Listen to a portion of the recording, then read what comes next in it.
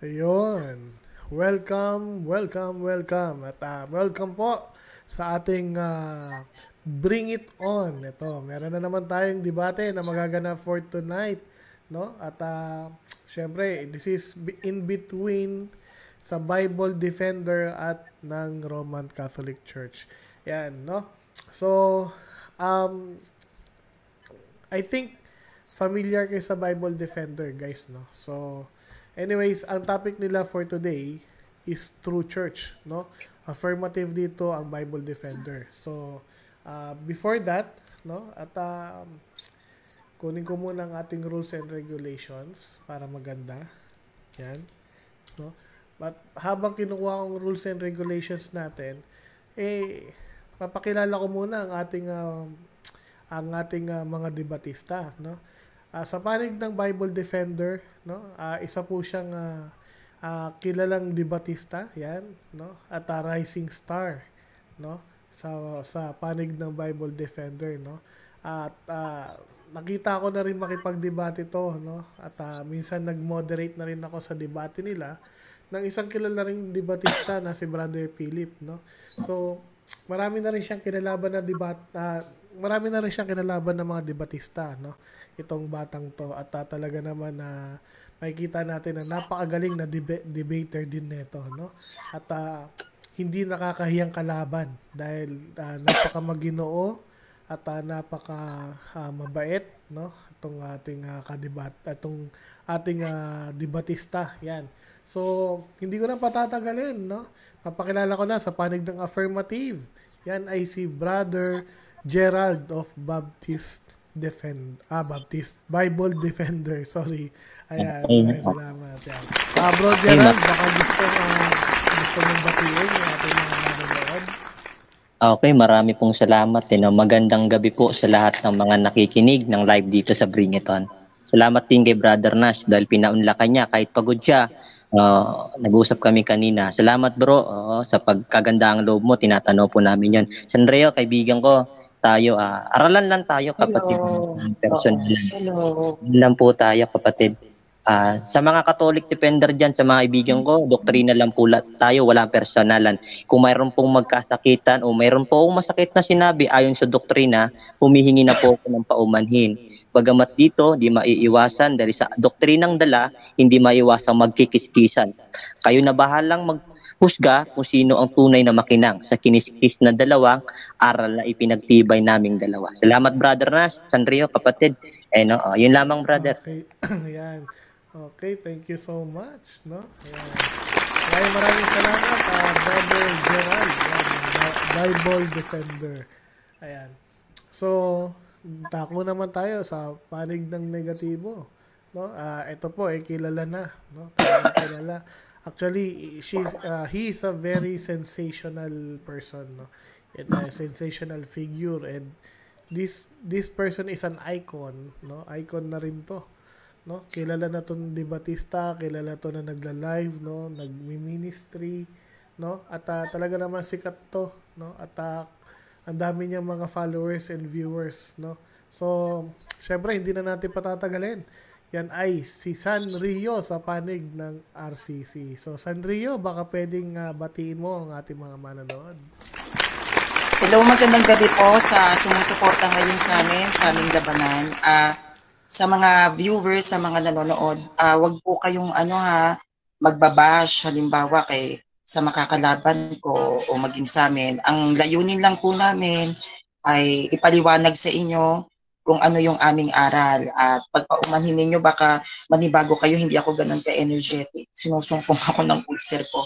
Pero ganun pa man, Kuya Nash, marami pong salamat. At sa mga nanonood, salamat po sa suporta nyo sa amin ni Kuya Gerald. And wala pong wag kayong masyadong too emotional na magalit kayo kay Kuya Gerald o magalit kayo sa akin.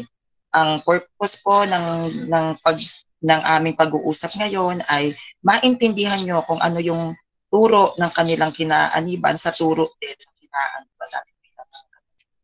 Po, salamat.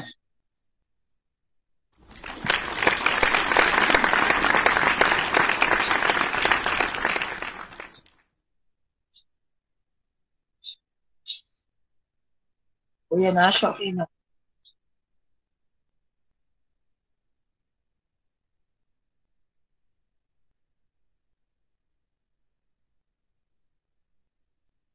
Bro, nandiyan ka pa, bro? Ayan, sorry. Nakamute pala ako. So, yan. Before we start, so babasa muna ako ng ating ah, wala nito. Ating rules and regulations. Sorry. So, rule number 1, no? Ang lahat ng sagot ay kailangan sagutin ng 20 seconds maximum. Kung titigil lang sumasagot ng at least 3 seconds, magsasabi na ang moderator ng next question. Number 2, kung categorical ang question, kailangan sumagot ng categorical muna bago magpaliwanag nang hindi lalagpas ng 20 seconds at ang moderator ang magbabantay ng 20 seconds time. Number 3, kung walang sagot sa categorical or hindi categorical, next question kaagad, walang paliwanagan. Number 4, kung ano ang tanong, yun lang ang sasagutin. Number 5, sa unang pagtatanong, kinailangan na ang itinatanong lamang ay ayon sa itinindig ng affirmative or negative side, at sa rebuttal stance, sa cross-examination, maaari na magtanong ang examiner, inilatag man o hindi inilatag, basta pasok sa tema. Yan. Number 6, ang debater na makakatanggap ng 3 warnings mula sa moderator ay may kaukulang disiplina. Babawasan ng 1 minuto sa kanyang oras ng pagtatanong o daragdagan naman ng 1 minuto kung ang tinatanong naman ang paglalapatan. Number 7, out of topic are not accepted. Number 8, no side comment. Number 9, no unpro attitude. Number 10, no objection during conclusion. Number 11, respect the admin and moderator's decision is always final. Number 12, ito lamang ang iiral na patakaran bilang pagsasaayos ng debating ito. Number 13, no showdown.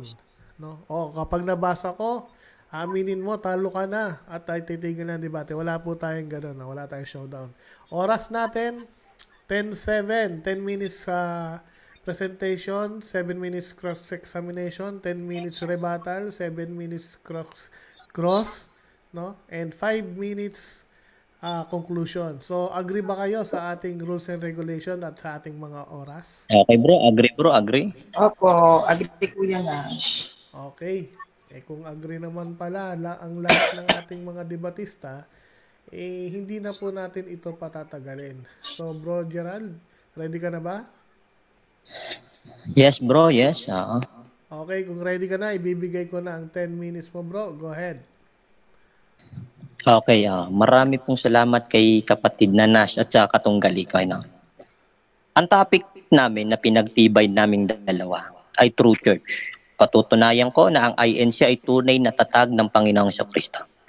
Alin po ba ang tunay na iglesia na itinayo po mismo ng ating Panginoong Jesucristo?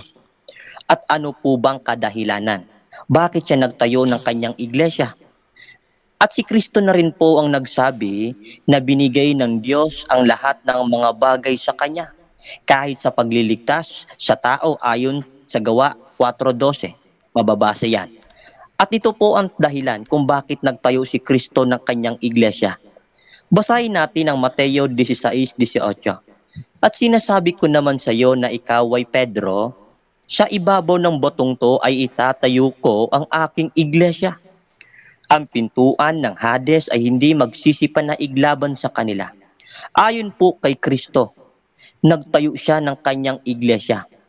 Bakit siya nagtayo ng iglesia? Anong kadahilanan? Sabi, kahit ang pintuan ng Hades o kamatayan ay hindi po magsisipan na iglaban sa kanila. At paano ba natin malalaman na talagang tunay na iglesia ang inaaniban ng tao? Halos maraming mga relihiyon na nagsasabi na sila daw po ay tunay na iglesia. Ano-anong mga relihiyon na nagsasabi na sila daw po ay tunay na iglesia? Unahin po natin ang relihiyon ng ating mga kaibigan.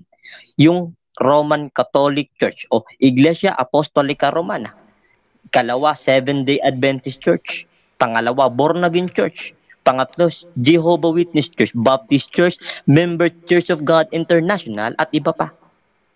Ayon daw po sa kanila, sila daw po ang isinakatuparan sa Mateo 16:18 na iglesia na itinayo ng Panginoong Hesukristo.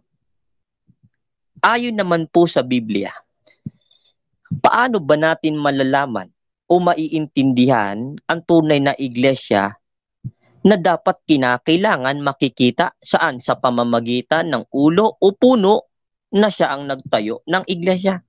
Sabi ni Kristo sa mga apostol sa Colossus 1:18, mas lalong binigyan linaw niya ito. Ganito ang sabi, ako ang ulo ng aking katawan sa makatibagay ng iglesia. Ano po ang sabi? Ano pong tiyak na katibayan? Na si Kristo ang ulo at ang katawan iglesia. Sa makatwid, meron siyang ipinapahatid at siya rin ang tagapagligtas. Ganito mismong sabi sa Efesios 5:23. Ang lalaki ang ulo ng kanyang asawa, gaya naman ni Kristo na siya ang ulo ng kanyang katawan sa makatibagay ng iglesia at tagapagligtas nito. Ayon po sa mga apostol, ang kanilang inaaniban na relihiyon noong una, na ang ulo, ang Kristo at katawan ay iglesia. Ang itinuturo ni Apostol Pablo sa bansang Roma, kung saan nandoon ang Roman Catholic Church, ay iglesia ni Kristo, mababasa sa Roma 16:16. Hindi rin po iglesia Katolika, hindi po iglesia ng Diyos, hindi po iglesia Adventista o Seventh-day Adventist, Baptist, hindi po. Sabi, iglesia ni Kristo ang itinuturo ni Apostol Pablo sa Roma 16:16. Si Apostol Pablo ay apostol ng mga hintil. Ngayon, marami kasing nagsasabi na lahat daw ng tao'y tinubos ng dugo ni Kristo. Alamin natin Biblia. Kung talagang yung paniniwala nila ay magkaugnay sa itinuturo ng Biblia. Kung talagang lahat ba ng tao, lahat ba ng reliyon ay tinubos ng Panginoong Kristo? Ganito mismong sinasabi. Sa Gawa 20:28, George M. Lamsa was released 1933. Take heed, therefore to yourself and to all the flock, over which the Holy Spirit and appointed your overseers to feed the church of Christ, which He has purchased with His blood. Sa madaling salita, ang itinubos ng dugo ng Panginoong Kristo ay iglesia ni Kristo. Ngayon, kaya mali pong sabihin ng ibang mga relihiyon at lalo ng ibang mga tao na lahat daw po ng tao ay tinubos ng dugo ng Panginoong Kristo. Mali po iyon. Bakit po? Paano tayo nakakatiyak? Hindi lahat ng reliyon at mga tao ang tinubos ng dugo ni Kristo. Ang sabi po sa Gawa 20:28, iglesia ni Kristo na binili niya ng kanyang dugo. At ang tanong naman ng ibang mga reliyon, bakit pa bibili ng dugo ni Kristo kung sa Diyos na? Ano po bang ang kadahilanan bakit binili ni Kristo ng dugo ang iglesia ni Kristo? Ito mismo ang matibay na ebidensya. Sa Roma 5:9, ganito mismo mababasa. Kaya't sa pamamagitan ng kanyang dugo, tayo ngayon ay napawalang sala at yak na maliligtas. Tayo sa puot ng Diyos. Saan tayo maliligtas? Saan? Sa puot ng Diyos. Ngayon, ano po pa ang sabi? Bakit tayo nakakatiyak na iglesia ni Kristo lamang ang tinubos ng dugo? Anong kadahilanan? Bakit binili ni Kristo sa Diyos sa pamamagitan ng dugo? Ang tamang unawa dyan, mga kapatid. Ibinukod ni Kristo ang kanya iglesia o iglesia ni Kristo at makakaligtas saan? Sa puot ng Diyos. Ano po bang mga tiyak na ebidensya na sa dugo ni Kristo ang tinubos ay iglesia ni Kristo? Kinakailangan ba ng tao na makipagkaisa sa iglesia o sa katawan ni Kristo na legal na relasyon ni Kristo o iglesia ni Kristo? Kapag pumasok ba ang tao doon, makakatiyak ba na mapawawalang sala siya? Binigyan linaw ni Kristo at ipinagtibay sa Roma 8:1. Ganito mismong sinasabi. Kaya nga hindi nahahatulang mapurusahan ang mga taong nakipagkaisa na kay Kristo Jesus. Wala na ako sa kapangyarihan ng kasalanan at kamatayan sapagkat pinalaya na ako ng kanyang kapangyarihan ng Espiritu. Ano po ba ang tiyak na katibayan na kinakailangan ang tao nasaan? Nasa loob ng iglesia ni Kristo para mapawalang sala. Ngayon, dako tayo. Ano po bang tiyak na katibayan na ang unang iglesia ni Kristo'y natalikod?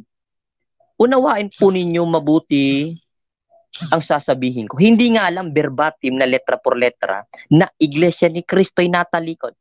Kundi unawain ninyo ang diwa, konsepto at sitwasyon ng Biblia. kung paano natalikod ang unang iglesia ni Kristo. Alam naman natin ang huling panahon, pakakatandaan ninyo mabuti mga kapatid. Ang huling panahon ay nagsimula yun sa panahon ni Kristo o sa panahon niya. Meron bang sinabi si Kristo na sa panahon niya o simula ng mga huling panahon, ang iba'y magsisitalikod sa pananampalataya? Meron po. Anong tiyak na matibay na ebidensya? Na iglesia ni Kristo noong una at ang unang kaanib ay natalikod. Ano pong kadahilanan? Unang Timoteo 4:1 may talatang 3. Ito po ang sinasabi. Ngunit hayag na sinasabi ng Espiritu. Last 2 minutes. Last 2 minutes. Okay. Ngunit hayag na sinasabi ng Espiritu na sa mga huling panahon, ang iba'y magsisitalikod sa pananampalataya at makikinig sa aral ng mga demonyo. Ipagbabawal nila ang pag-aasawa. Sino yun? Sino gumagawa? Mga pare. At ipagbabawal nila ang pagkain ng lamang kate o ilang karne. Kailan ginagawa ito yung mahal na araw? Ayon po sa Biblia, sa diwa at konsepto at sitwasyon ng Biblia, maliwanag po na ang huling panahon ni Kristo, huling panahon kung saan nagsimula sa panahon ni Kristo, ang sabi, ang iba'y magsisitalikod sila sa pananampalataya at susunod sa aral ng mga demonyo. Alam naman natin ang nagpapatay po kay Kristo ay mga Romano. Kasabat po mga Hudyo. Bakit? Ang Romano Katoliko ay tinatag ni Ignacio noong 33 AD na alinsabay sa panahon ni Kristo. Si Ignacio po ay isang writer o manunulat sa panahon sa bansang Roma. Siya ang nagtatag ng term na Catholic. Sa Greek Catholicus, doon hinango ang term na Catholic. Ngayon, alinsabay sa pagkatatag sa Iglesia ni Kristo na itinatag sa bansang Israel sa Jerusalem. At ang Iglesia ni Kristo ay ang Iglesia Katolika ay itinatag sa bansang Roma. Ngayon, sa dalawang bansa pa lamang na tinatagan, mapansin ninyo mga kapatid, ang Iglesia ni Kristo noong 33 AD na itinatag sa Israel, sa Jerusalem, at ang Iglesia Katolika Apostolika Romana itinatag ni Ignacio noong 33 AD. Alinsabay sila. Anong dapat niyo mapansin? Sa tinatagan pa lang ng dalawang bansa, dalawang iglesia ay napakalayo na. Ngayon, pansinin ninyo kapatid, sa panahon ni Kristo meron siyang tinuturo ng mga bulaang mga ngaral na nakadamit pa, na ginagaya ng kasuotan ni Kristo na sa panahon niya. Ibig sabihin na nakakausap o nakakadebate ni Kristo. Ganito mismo ang sabi sa Mateo 7:15, ang dating Biblia was released 1905. Ito po ang sabi, mag-ingat kayo sa mga bulaang propeta na nagsisilapit sa inyo na may mga damit tupa, datapat sa loob ay mga lobong mani nila. Ayon po sa Biblia, mayroon pong nakapasok na mga nakadamit tupa o ginagaya kasuotan ng Panginoong Kristo. Sino ang mga gumagawa nun? Mga paring Katolika. Pangalawa, sabi dadapat sa loob ay mga lobong maninila. Yan pong tiyak na katibayan na kung bakit natalikod ang unang iglesia ni Kristo sa panahon ng 33 AD na kung saan ding itinatag ni Ignacio ang Katolik sa bansang Roma noong 1303 AD. Malinaw po, ang lahat ay malinaw po sa lahat. Bakit po? Ang pagtalikod ng iglesia ni Kristo, ang kadahilanan, ang nagpapatay kay Kristo, mga Romano, Katoliko, kasabot mo mga Hudyo. Time. Okay, maraming salamat bro. Okay, maraming salamat sa iyan po, no? Ayan ang ating alternative, no? So, dadako na tayo sa ating question and answer, sa ating cross-examination. Sanrio, ready ka na ba for your question para kay Brother Gerald? Ready na po. Okay, kung ready ka na, bibigay ko na yung 7 minutes mo. Go ahead. Unang tanong, ang sabi niyan tong huli, ang nagpapantay daw kay Kristo ay ang Roman Catholic Church, kasabwat daw ang Hudyo. So, inaamin mo ba na mali ang pagpapaliwanag mo? Kasi ang sabi niya, ang nagbigay ng pangalang sa Katoliko ay si Ignacio. So, yung pinapatay ba si Kristo, nandun na ba si Ignacio? Yes or no? Unang tanong. Okay. Yes, ang nagpapatay po kay Kristo ay mga Romanong Katoliko. Bakit may Katolik? Si Ignacio isang writer ng manunulat ng bansang Roma. Siya ang nagtatag ng term ng Iglesia Katolika o Katoliko sa Greek noong 33 AD sa Iglesia ng Antioch. Ngayon, ang buong Romano ay kalat sa Far Western Asia bilang mananakop. Kaya tayo nasakop sa Espanyol sa pamamagitan ng mga Romano. Next question. May Roman Catholic Church na ba nung pinapako si Kristo? Yes or no? Yes, sa kasaysayan ng Biblia, lalo na sa kasaysayan ng Roma. Noong 33 AD, napakaliwanag na itinuturo ni Ignacio na siya mismo ang nagtatag ng Iglesia Katolika, Apostolika Romana sa Iglesia ng Antioch sa bansang Roma. Ngayon, ang nagpapatay kay Kristo, mga Romano, kasabwat mga Hudyo. Yung term na Romano, kaya nga Roman Catholic Church, iyon ang dinadala ng mga Katoliko. Next question. Okay, next question. Ang sabi mo, ang nagbigay ng pangalan sa simbahang Katolika ay si San Ignacio. Si San Ignacio ba nasaksihan niya na pinapatay si Kristo? Yes or no? No. Bakit? Uulitin ko, si Ignacio po ay isang writer o manunulat ng bansang Roma.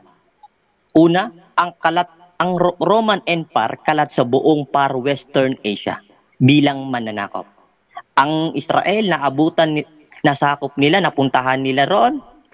Kaya nga ang nagpapatay kay Kristo, mababase sa Mateo 26:34, mga Romano, kasabot mga Hudyo. Okay, next question. Ang sabi mo, hindi si San Ignacio ang nagbigay ng pangalang Katoliko sa Iglesia Katolika at hindi siya nakasaksi sa pagpapakapako kay Kristo. So inaamin mo na wala pang Katoliko nung pinapako si Kristo dahil wala pa si San Ignacio during that time. Paulit bro, parang pumutol yung signal ko kanina. Okay.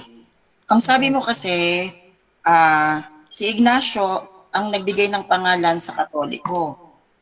So sabi mo din, wala si Ignacio nung panahon na pinapako si Kristo. So tatanggapin mo, hindi pa naibigay ng pangalan Katoliko nung pinapatay si Kristo, yes or no?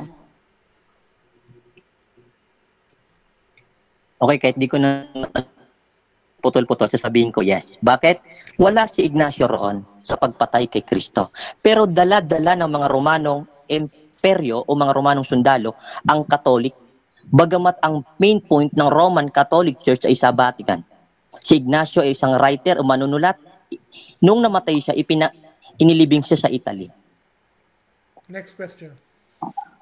Kung may Katoliko na noon nung pinapako si Kristo, sino ang unang nagbanggit na mga Katoliko ito? Meron ba? Meron po. Yun nga si Ignacio. Si Ignacio, itinatag niya nung 33 sa Iglesia ng Antioch. Aalamin ninyo kasaysayan ng Roman Catholic Church. Si Ignacio ay isang writer o manunulat. Siya ang nagtatag ng term ng Catholic. Sa Greek, Catholicus, doon hinango ang term ng Catholic. Next question. Okay. Ang sabi mo, ang Catholic ay itinatag ni San Ignacio. 33 AD ba? Itinatag yung term ng Catholic pa sa panahon ni Ignacio. Sa 33 AD, sa panahon ni Ignacio yon. Alinsabay sa pagkatatag ni Kristo ng Iglesia ni Kristo sa Israel, alinsabay yan. Ngayon, ang nangyari, yung Israel nasakop ng mga Romano. Hindi literal na talagang nasakop, hindi. Bagamat napuntahan nila yon. Kaya nga sa Mateo 26:3-4, ang nagpapatay kay Kristo yung mga Romano, kasabwat mga Hudyo. Kaya nga Hudyo, inalisan ng kariyan. So, nung 33 AD, nandun na naman si San Ignacio at siya, doon niya na binanggit na mga Katoliko kayo ang nagpapatay kay Kristo. Okay, uulitin ko yung sagot. Si Ignacio, isang writer at manunulat. Siya ang nagtatag ng term ng Katolik. Ang mga sundalong Romano, dala-dala nila ang pangalang Katolik o term.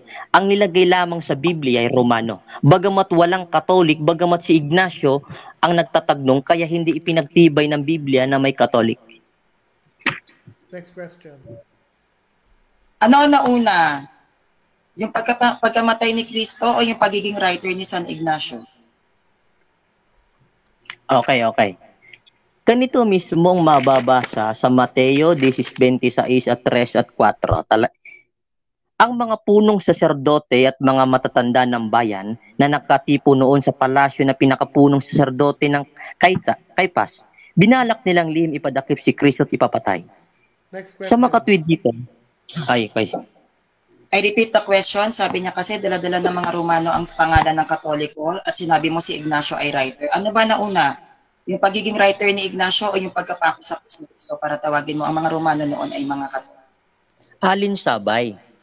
Yung binasa kong talata kanina, nagka-oras, natapos ng oras ko, inilalarawan lamang ng Biblia na alinsabay sa pagkatatag ni Ignacio noong 33 AD, ang Iglesia Katolika, at ang pagkatatag ni Cristo sa Israel na Iglesia ni Cristo. Alinsabay yun sa pagkatatag. Ibig sabihin, doon kalat ang Roman Empire sa pananakop sa buong Far Western Asia. Next question. Next question. Ano ang unang sumibol? Ang pagbansag ni Ignacio na Katoliko ang tawag sa iglesyang to o ang pagkamatay ni Cristo sa krus? Ang nauna, yung pagkatatag ni Ignacio ng term ng Katolik. Ang sundalong imperyo o mga sundalong Romano, dala-dala nilang pangalang Roman Catholic. Hindi na nakalagay sa Biblia. Yung ang nagpapatay kay Kristo sa Mateo 26:34, mga Romano. Yung term na Catholic si Ignacio, dala ng Romano, kaya Roman Catholic ang nakalagay Next question. kasabot mga. Kung nauna yung tatag ni Ignacio na Catholic sa pagpapapako kay Kristo, so nauna si San Ignacio kaysa kay Kristo, yes or no? Okay. Unang-una, aalamin natin ang Biblia. Alinsabay nga sa pagkatatag, ibig sabihin, nabuhay na si Ignacio noong 33 AD, nabuhay na rin si Cristo sa 33 AD. Ang nangyari dyan, alinsabay sa pagkatatag. Ngayon, ito si Ignacio, isang writer manunulat ng bansang Roma, siya ang nagtatag ng term ng Katolik no sa iglesia ng 33 AD. Yan. Maraming salamat. Yan po nagtatapos ang ating question and answer sa unang tindigan ng ating affirmative. Sa dadako na tayo sa tindigan naman ng ating negative side. Sanrio, ready ka na ba for your 10 minutes? Ako, ready na po ako. Okay, kung ready ka na, Sanrio, ibibigay ko na yung 10 minutes mo. Go ahead. Si Kristo ay nagtatag ng iglesia. At dapat lamang ang tinatag ni Kristo na iglesia, ito ay iisa at iisa lang din ang nagtatag. Gagamit tayo ng standard references. Ayon dito sa standard references, there are actually 19 founders of the Iglesia ni Cristo appeared in their original articles of incorporation which is registered in the Philippine government. Sa SEC registered, meron pong lilitaw doon na merong 19 founders ang Iglesia ni Cristo na dapat si Cristo lang. Sino-sino ito? Felix Manalo, Pedro Inocencio, Atanasio Morten, Felicimo R. de Leon, Federico Inocencio, Gorgonia Santa Maria, Maximanio Dionisio, Juan de la Cruz, Juana de la Cruz, Ismaelia R. de Leon, Emelia R. de Leon, Ingracia Ramos, Barbara Cordero, Remedia G. Guevara, Serapio Dionisio, Vicente Reyes, Paulino J. Magila, Paulino Dingding Bayan, Honorata G. Manalo, and Bugo Santos. Ang iglesia na tatag ni Kristo, dapat si Kristo lang, hindi po 19 founders. Ito po mismo ay naka-record mismo, registered in the Philippine government. So dahil tumitindig ka bilang INC, gagamit ako sa inyo ng standard references na sinasabi ng sarili ninyong pasuko. Dito tayo sa Harvard.education. Ang sabi rito, Iglesia ni Cristo, it was founded by Felix Manalo Isagun, 1886 to 1963, who had been raised in the Roman Catholic Church and as a teenager became a member of a variety of Protestant churches and explored indigenous belief system before founding the INC. So para mas lalong maging malinaw at matibay ang ating paglalathala sa pagiging true church natin, gagamit tayo ng kanilang magazine. Dito tayo sa Pasugo, March to April 1981, page 3. The Church of Christ mentioned in Romans 16 verse 16 is not meant for us, but for the Church of Christ established in the first century. So malinaw sa Pasugo, ang Romans 16 verse 16 is not meant for us, but the Church of Christ established in the first century. Dito pa lang sa Pasugo nila ay lumalabas, hindi sila yung nasa first century, kaya hindi sila yung nasa Romans 16 verse 16. Pasugo, May 1999 by Thomas C. Katangay, page 4. By racial origin, the members of the Church of Christ that emerged in the Philippines are not Israelites, They do not belong to the first century Church of Christ. Ito po mismo ay galing sa Pasugo, May 1999 by Thomas C. Katangay, page 4. Hindi daw po Israelita ang mga kaanib ng Iglesia ni Cristo. By racial origin, the members of the Church of Christ that emerge in the Philippines are not Israelites. They do not belong in the first century of Christ. Malinaw po sa pasugo nila, hindi po kayo yung nasa unang century, so hindi kayo yung nasa Roma 16:16. Pasugo, April 1966, page 6. Ang Iglesia Katolika na sa pasimula ay siyang Iglesia ni Cristo.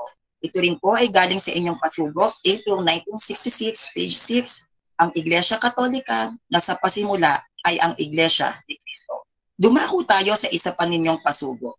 July to August 1988, page 6, even secular history shows a direct time link between the Catholic Church and the Apostles, leading to the conclusions that the true Church of Christ is the Catholic Church. Pangalawang pag-amin ng pasugo ninyo, July to August 1988, page 6, ang sabi, the true Church of Christ is the Catholic Church. Tatlong pasugo. Pasugo, March to April 1992, page 22. The Church of Christ during the time of apostles became the Catholic Church of the Bishop in the 2nd century. So inamin na naman po ng pasugo ninyo, March to April 1992, page 22, 2nd century, ang sabi ng pasugo nyo, the Church of Christ during the time of the apostles became the Catholic Church of the Bishop in the 2nd century. Dito tayo sa nilalatag mo na si Ignacio ang nagtatag ng Katolika, no, at si San Pedro. Pabigyan kita ng mga kontrahan ninyo kung kailan ba naitatag ang simbahang Katolika. Sabi sa mga pasugo nyo, according to Emiliano Magtuto, Pasugo, November 1956, sabi niya, the Catholic Church was founded in the year 44 BC. Pasugo, November 1956, page 8. Dito tayo sa ikalawa. Pasugo, February 1959, page 1. Ayon ito kay Benjamin Santiago, the Catholic Church was founded in the year 480. Ikalawang pasugo po ito. Lundag tayo sa ikatlong pasugo. Pasugo 1962, page 3. Ayon din po ito kay Benjamin Santiago. Ang sabi niya, the Catholic Church was founded in the year 1878. Ikatlong pasugo po ito. Ikaapat na pasugo, ayon kay Teofilo C. Ramos, Pasugo March 1956, page 25. The Catholic Church was founded in 1878. At dito tayo sa panghuling pasugo, Pasugo February 1952, page 9, according kay Joaquin Balmores, the Catholic Church was founded in the year 408. Ang tanong, ano po ba talaga ang totoo? Ang sabi mo, kami ay tatag ni Ignacio. Dun sa mga pasugo na nilathala ko sa iyo, iba-iba din ang tanong. So meaning to say, hindi nyo alam kung kailan tatag ang Catholic Church kasi hindi nyo yata masyadong nasiyasan. Dito tayo sa Philippine History, page 156, by Maria Christine Halili. Ang sabi rito, Iglesia ni Cristo, Church of Christ was founded in 1914 by Felix Manalo. Philippine History, page 156, by Maria Christine Halili. Ngayon, ang sabi mo, kayo ang nasa Roma 16:16. Ang iglesia na nasa Roma 16:16 na nakapangalan doon ay hindi po sect registered. Ang iglesia po na pinaglalaban na yan ay tatag ni Cristo, ang pangalan po na inyong gamit-gamit ay translated name. Pag sinabing at bukod sa translated name, it was sect registered. Roma 16:16 ang iglesia doon ay hindi po sect registered, maging ang pangalan. Ang dala-dala po ng INC 1914 dito sa Pilipinas, bukod sa translated name na ginamit ni Felix Manalo, yan po ay sect registered.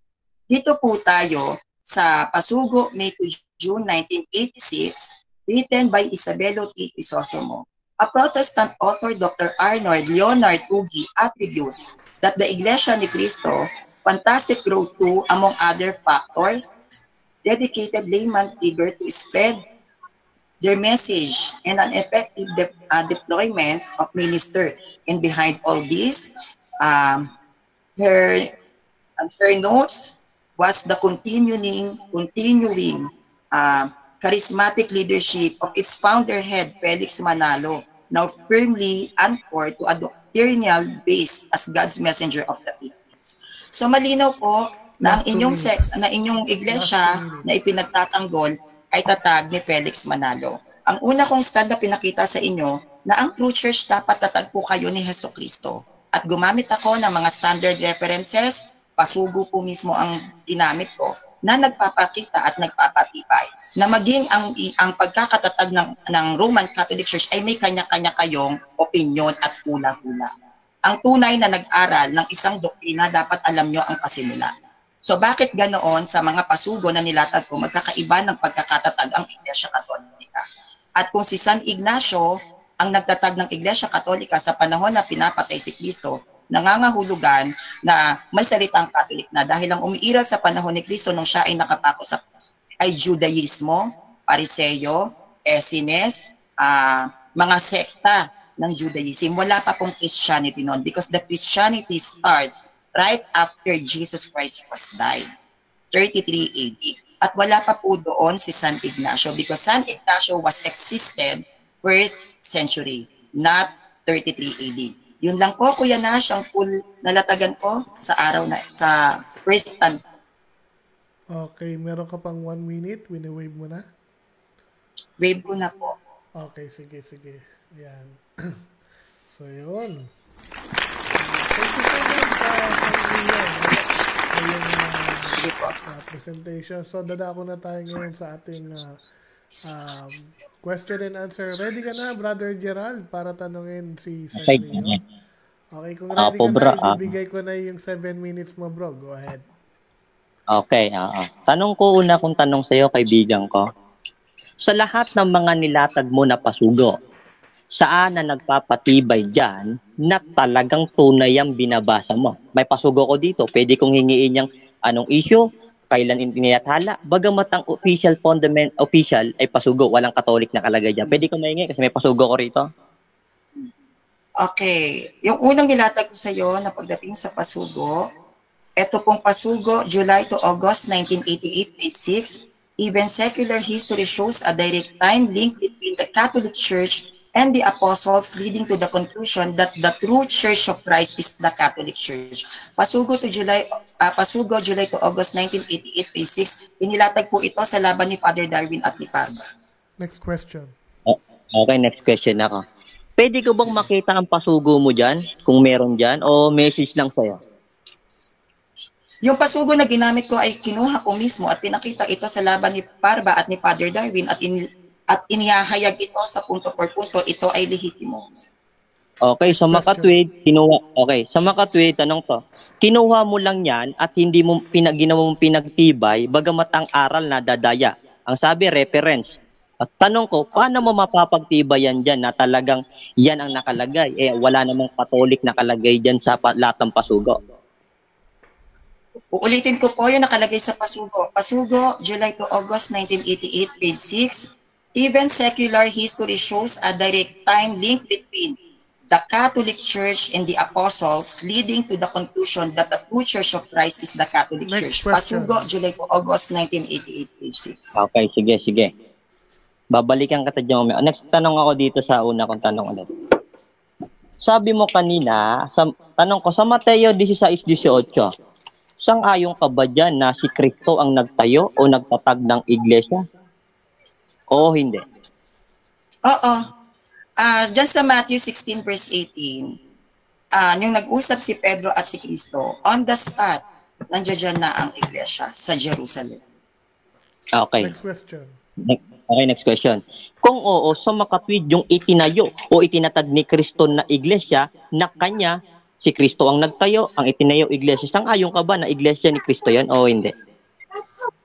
Sang-ayon ako sa iglesia na ang tinatag ni Kristo doon, hindi lang actually iglesia ni Kristo at hindi iglesia ni Kristo, mga iglesia ni Kristo. Kasama dyan ng iglesia ng Corinth, iglesia ng mga panganay, lahat ng klaseng iglesia na nabanggit sa Biblia, hindi lang po ang mga iglesia ni Kristo, hindi po iglesia ni Kristo ha, mga iglesia ni Kristo. Yun po yung sagot.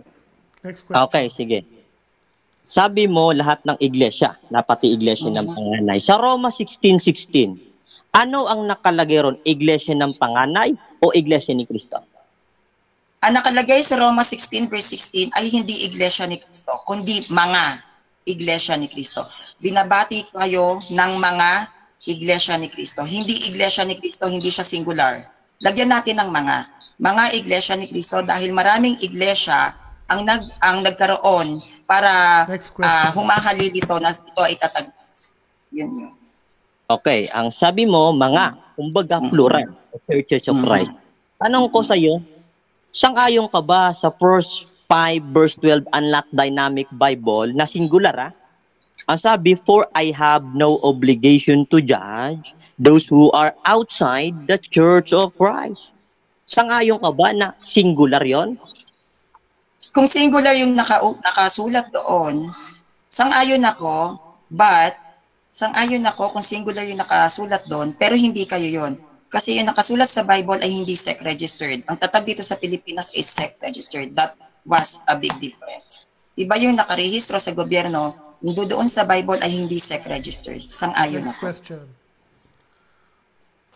Okay. Sang-ayong tanong, next question ako.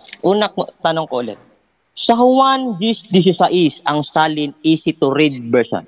Ang sabi doon, meron pa akong ibang mga tupa na wala sa kulungan o sa kawan na ito, na kinakailangan ko din silang dalhin at magiging isang kawan at na lang sila at magiging isang pastor sa hinaharap o future. Sang-ayong ka ba na sinabi ni Kristo sa panahon niya na merong kawan o iglesia ni Kristo sa hinaharap o future? Sang-ayong ka ba dyan o hindi? Merong kawan o iglesia ni Kristo sa hinaharap in the future, yes, which is the Roman Catholic Church. Kasi yung time na nabubuhay si Christ, hindi pa nai-establish yung church niya. Wala pang Roman Catholic Church nung nabubuhay si Kristo. So yung future na sinasabi niya na may kawan na in the future ay may maitatag, yes, which is the Roman Catholic Church. Diyan po sa bayan ng Roma. Kami po yun. Next question. Okay. Sabi mo, hindi pa na-establish ni Kristo ang kanyang church sa panahon niya. Tanong, sa Mateo 16:16, Mateo 16:18, itinayo ni Kristo ang kanyang iglesia. Sang-ayon ka ba dyan? O hindi? Sang-ayon ako doon sa nagtayo si Kristo ng iglesia sa Matthew 16 verse 18. Pero yun pa lang ay mga tao. Wala pang building kasi dalawang klase ng iglesia eh. Isang tao at saka isang building na kung saan tayo dapat sumamba katulad doon sa sinagoga. Yes, may mga tao pero hindi pa ganun ka-formal. Hindi pa ganun katatag dahil yung nagtatag si Kristo nung doon sa Roma 16 verse 16 ay hindi pa siya laganap. Informal pa lang yan. Kaya nga nagkaroon ng future eh. Okay, sige. Ano yung kawan sa pagkaintindi mo? Pag sinabi kasing kawan, ito ay samahan. Kumbaga, iglesia, yun, kawan. Lahat kayo, kung nasan ang kawan or kung nasan yung tatag ni Kristo, dapat nandun kayo. Next question. Okay. Kaninong kawan ang tinutukoy dyan? Ang tinutukoy na kawan dyan ay walang iba kundi ang Roman Catholic Church. Bakit? Kasi ang unang Kristiyanong iglesia na nag-exist, not only in the history ng tao, kundi even sa pagkakabuo ng Bible, no? Kundi ang Roman Catholic Church. Ang lahat ng wala sa kawan, na pasimula kung bakit nagkaroon ng Kristyanismo ay hindi maliligtas, which is the Roman Catholic Church. Kaya ang Katoliko outside the Catholic Church has no salvation. Doon po yan. Next question. Okay. Ang sabi mo, ang kawan ay Catholic Church. Tanong. Time. Yan. So, inabot tayo ng time. Yan. Ayan, nakakabito. Medyo mainit ang ating talakayan for tonight, no? So, medyo mainit na tayo ngayon. But still, they are very professional, no? In their discussion and dialogue. So, kato na. Dako na tayo sa ating rebuttal. So, ready ka na ba, Bro Gerald, for the rebuttal portion? Okay, maganda to, kapatid. Yes, kung ready ka na, bibigay ko na yung 10 minutes mo, bro. Go ahead. Okay, marami pong salamat din. Unang-una, napapagtibay natin. Ang una, ang aral na dadaya. Ang inilatag niya, pasugo. Ano ang dapat nating katibayan na talagang maniniwala tayo? Biblia. Ngayon, tanongin natin. Marami kasing taong nagtataguyod ng mga tagapangaral, lalo na siya. Ang sabi niya, ang kawan daw ay Iglesia Katolika. Meron akong babasahin isang talata na kung sino o ano talaga yung ibig sabihin ng kawan o sa English flag, sino ba tinutukoy? Iglesia Katolika o Iglesia ni Cristo? Ganito mismo ang sinasabi sa Acts 20:28. Ganito mismo. Ingatan ninyo kung gayon ang yung sarili at ang buong kawan na inilagay kayo ng Espiritu Santo ng mga katiwala upang pakanin ninyo ang Iglesia ni Cristo na binili niya ng kanyang mahalagang dugo. Ano yun daw yung kawan? Iglesia ni Cristo. Ang sabi niya, mali daw ang Iglesia ni Cristo. Hindi daw kawan yun. Iglesia Katolika daw yun. Sino ang nagsasabi ng totoo? Si Cristo na verbatim, letter for letter, nasa Biblia, o yung opinion na sinasabi? Ngayon, ang sabi niya kanina, napakaliwanag yun. Sabi niya, si Cristo ang nagtatag ng iglesia. Saan daw itinatag? Sa Mateo 16:18, sabi niya, si Jerusalem, tama yan. Bandang huli, sasabihin niya, sa panahon ni Cristo, hindi pa naitatag o na-establish ang church ni Cristo. Ang liwanag doon pa lamang sa Gawa 20:28. Iglesia ni Cristo na binili niya ng kanyang mahalagang dugo. Pagdating sa Lucas 12:12, sabi ni Cristo, huwag kang matakot, munting kawan. Munting kawan palang, kakaunti pa lamang ang kaanib doon. Ang Roman Catholic, yung pangkalahatan, napakaraming kaanib. Sabi ni Cristo, munting kawan. Ngayon, bakit may iglesia ni Cristo sa bansang Roma kung saan nandoon ang pinaka-main ng Roman Catholic o Vatican? Si Cristo ba nakarating sa bansang Roma? Hindi. Bakit may iglesia ni Cristo doon? Sino isinugo? Si Apostol Pablo. Si Apostol Pablo, kung aalamin natin ang kasaysayan niya sa New Testament, sa Gawa 9:10 hanggang 16, inutusan ni Cristo si Ananias para tawagin si Pablo para gawing apostol. Kaya siya isinugo ron, sa madaling salita, si Apostol Pablo, apostol ng mga hintil. Bakit sa bansang Roma kung saan nandoon ang Katolik? Bakit hindi Katolik ang isinabi ni Apostol Pablo? Bakit hindi sinabi ni Apostol Pablo sa Roma 16:16, ta Iglesia Katolika, mga batian kayo? Nasa Vatican siya, nasa Roma siya. Ang sinabi, ang itinuturo ni Cristo kay Apostol Pablo, mangagbatian kayong banal na halik. Binabati kayo ng lahat ng iglesia ni Cristo. Ang rason niya, hindi naman daw, plural naman tinutukoy din mga tao. Tama, mga tao, iglesia nga. Kaninong iglesia? Kay Cristo. Hindi naman kay Ignacio. Ngayon, tanungin natin sa Biblia kung meron bang mababasa na plural na talagang ipinagtitibay ng Biblia. Ganito mismo mababasa.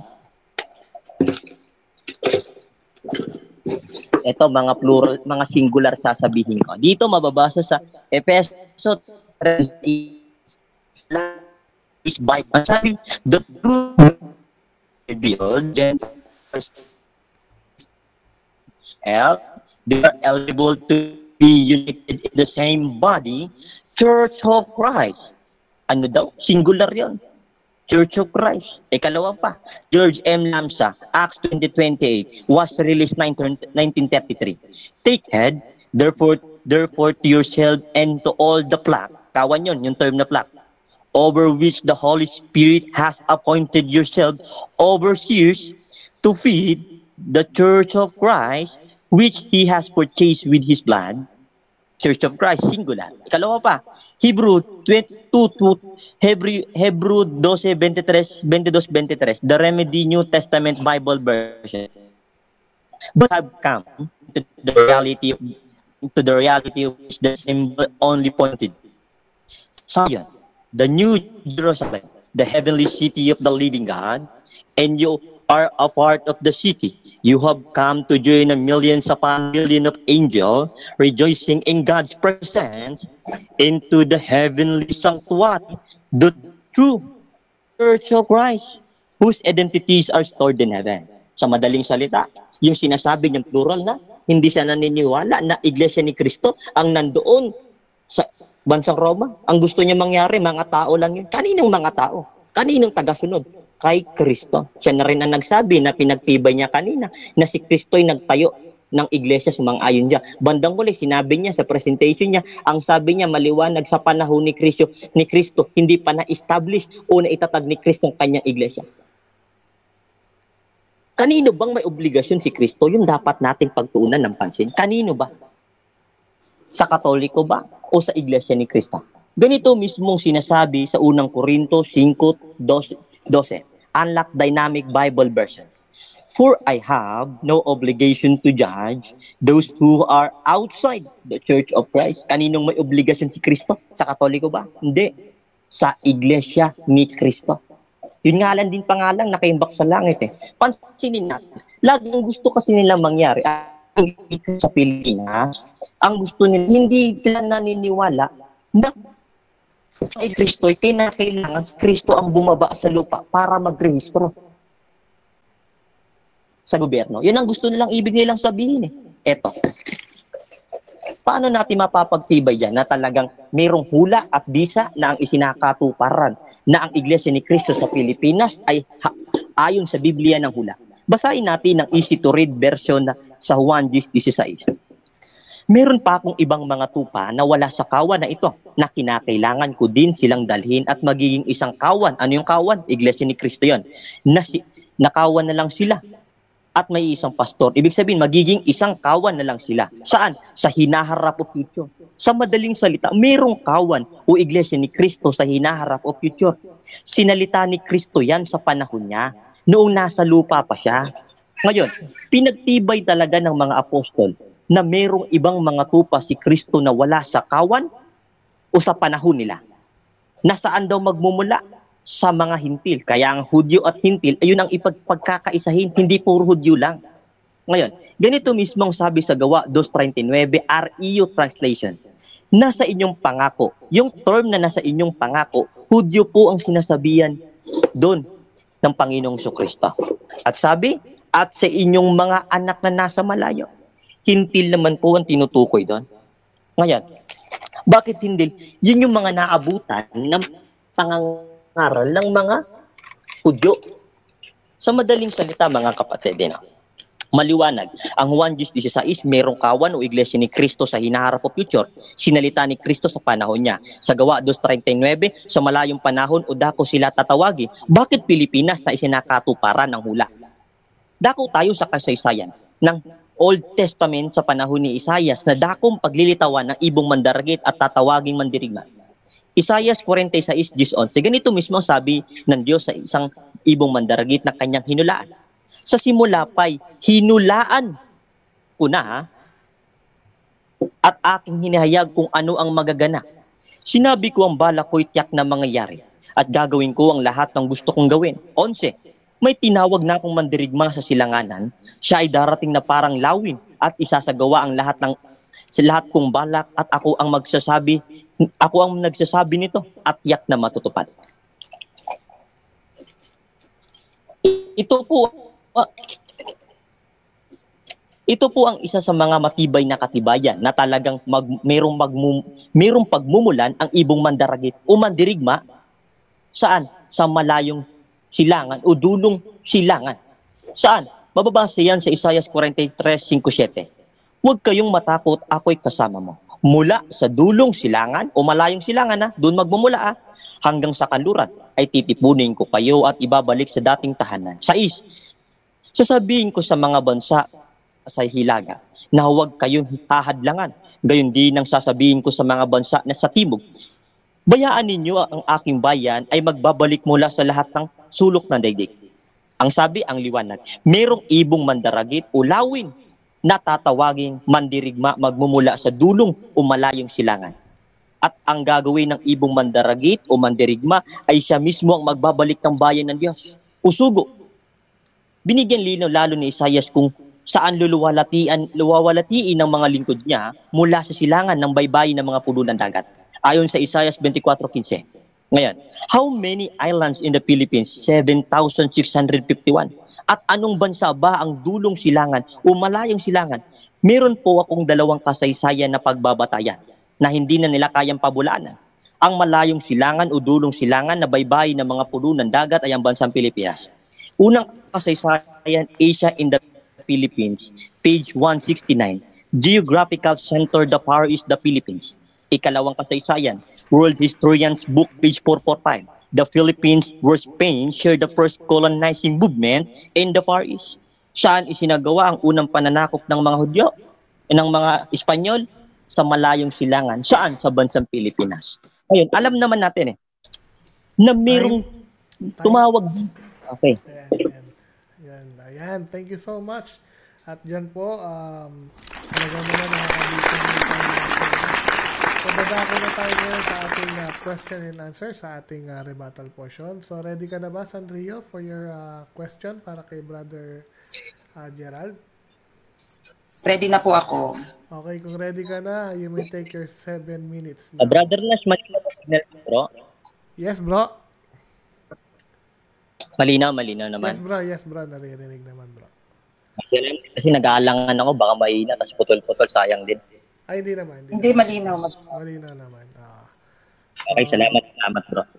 Okay, so, reset natin, ha? Ayan. So, Bro Sanrio, go ahead. Okay, ang mga naging latagan mo, Gerald, ay name game. So, dito tayo sa name. No, naglatag ka ng Roma 16 verse 16. Unang tanong ko sa'yo, sino ang nagbansag ng Iglesia ni Cristo dito sa Roma 16 verse 16? Okay, magandang tanong po yan, no?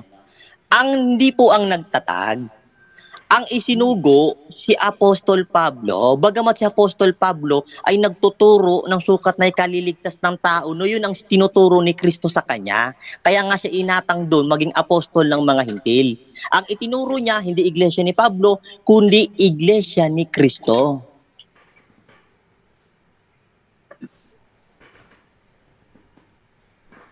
Kuya Nash? Okay Next question. Okay. Ang sabi mo, yung Roma 16 verse 16 na INC ay hindi mula sa nagtatag, kundi kay San Pablo, yes or no? No. Bakit? Hindi naman si Apostol Pablo ang nagtatag Ang nagtatag, maliwanag na ikaw na rin nagpatibay sa Mateo 16:18, si Kristo ang nagtatag. Bakit may iglesia ni Kristo sa bansang Roma sa mga hintil? Objection, Kuya Nash. Objection. Post time tayo.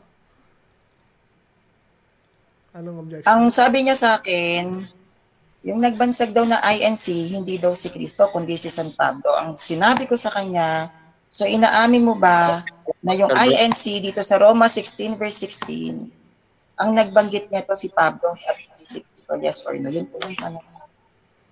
Counter, bro, counter. Meron ka counter objection, bro?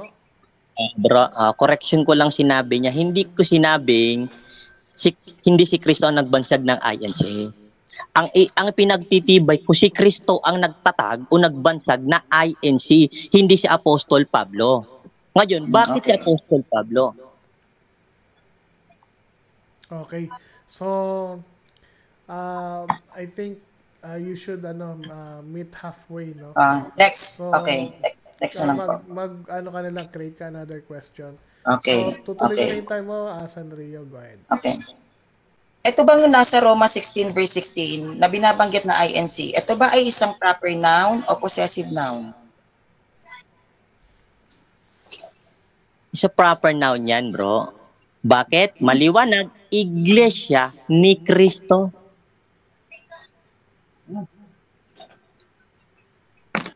Okay, next, Kuya Rasha. Okay na. Kung proper noun ito, pwede mo ba akong bigyan letra por letra na si Kristo mismo ay nagsabi na itatatag po ang iglesia ni Kristo? Yes. Bakit? Unang-una na pagbatayan na natin kanina sa mga talata ko, si Kristo nagtatag ng iglesia, Mateo 16:18. Anong itinuturo ni Apostol Pablo na si Kristo nagsugo sa kanya sa bansang Roma? Iglesia ni Kristo. Objection, Kuya Nash. Yung tanong mo. Kuya Nash.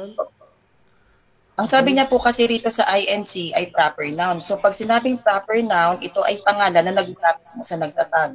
Ang hinihingi ko sa kanya, meron ba siyang mababasa letra por letra na sinabi ni Kristo ang itatatag ko ay iglesia ni Kristo? Meron o wala? Counter, bro, counter para maintindihan niya. Counter, bro? Anong counter mo, bro? Yung tanong niya, rhetorical question yun, dun sa Roma 16:16, hinahanapan niya ako kung saan mababasang nagtatag si Kristo na Iglesia ni Kristo. Sa Roma 16:16, Iglesia ni Kristo. Yung term ng mga kaanib yun. Kaninong kaanib? Sa Objection Iglesia. po, Kuya Nash. Okay, anong objection? Ang sabi ko po sa kanya, Roma 16 verse 16, ito ba ay proper noun o possessive noun? Ang sabi niya, proper noun. Pag sinabi nating proper noun, ito ay literally pangalan ng isang iglesia. Ngayon, ang tinanong ko, kung ito ay literally na pangalan ng isang iglesia, saan mababasa letra por letra na sinabi ni Kristo mismo, itatatag ko ang iglesia ni Kristo. Yun po yung proper noun, pag ganun po yung sagot. Pakisagot. Gusto mo ba sagutin o mag-object ka, bro Gerald? Sagutin natin bro, para maintindihan niya. Okay, kung gusto mo sagutin, re-resume ko yung time. Okay.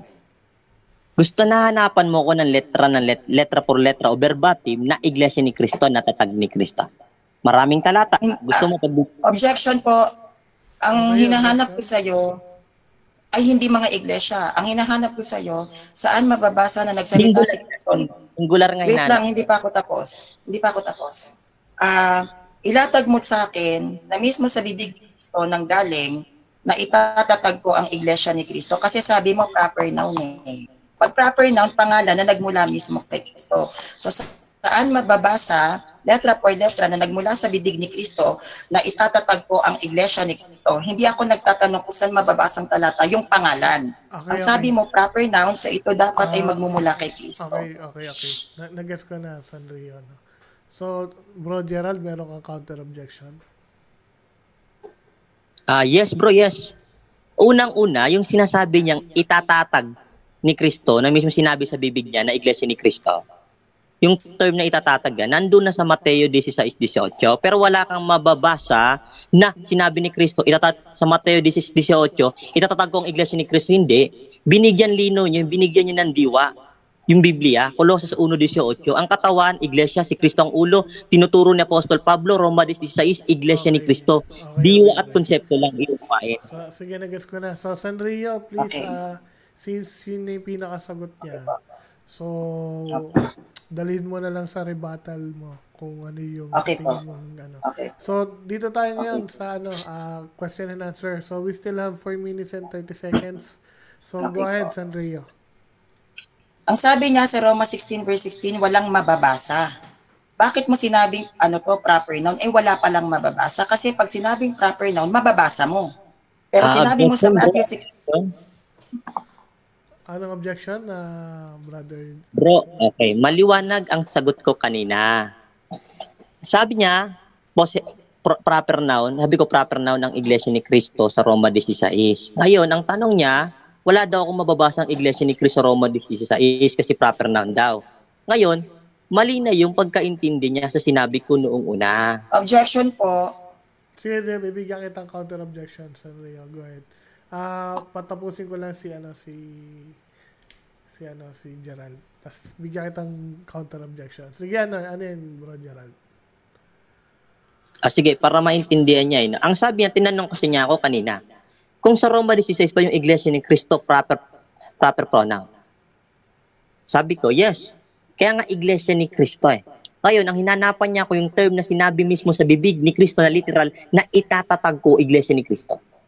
Ngayon, walang nakalagay itatatag ni Cristo, Iglesia ni Cristo sa Roma 16. Ang nakalagay doon, mga batian kayo. Okay, kasi sa diwat dun sa Yes. Nagets ko na, bro. So, Sanrio, anong counter objection mo? Ang sabi niya po kasi proper noun. Ngayon sa kanya na mismo nang galing, dito sa Matthew 16 verse 18, walang mababasa na Iglesia ni Kristo ang nagtatag. So, inaamin mo ba na hindi kayo tatag ni Kristo? Yes or no? So, question na yan. Teka, bago yan. So, hindi ka na mag-counter? So, that is a question. So, hindi na po. Hindi na po. Yung time, i-resume ko na. Go ahead. So, pakiulit yung tanong mo, Sanrio.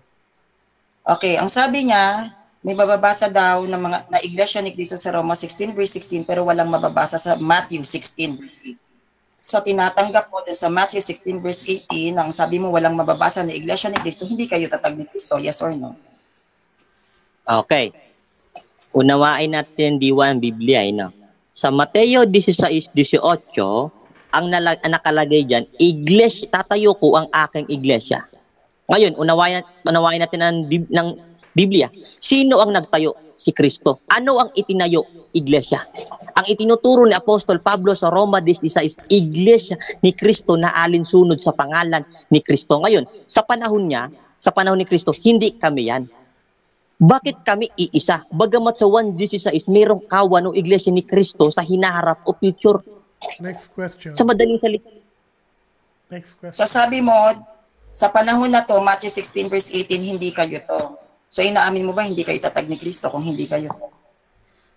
Tatag kami. Ang pinagkaiba sa panahon lang, si Kristo nagtatag ng iglesia. Mateo 28, may talatang 20. Sabi ni Kristo sa unang iglesia niya, sasamahan ko kayo hanggang sa dulong panahon. Nasa dulong panahon na bataya. Yung 1:16, hula yun na mayroong pang kawan o iglesia ni Kristo sa hinaharap o future. I repeat the question.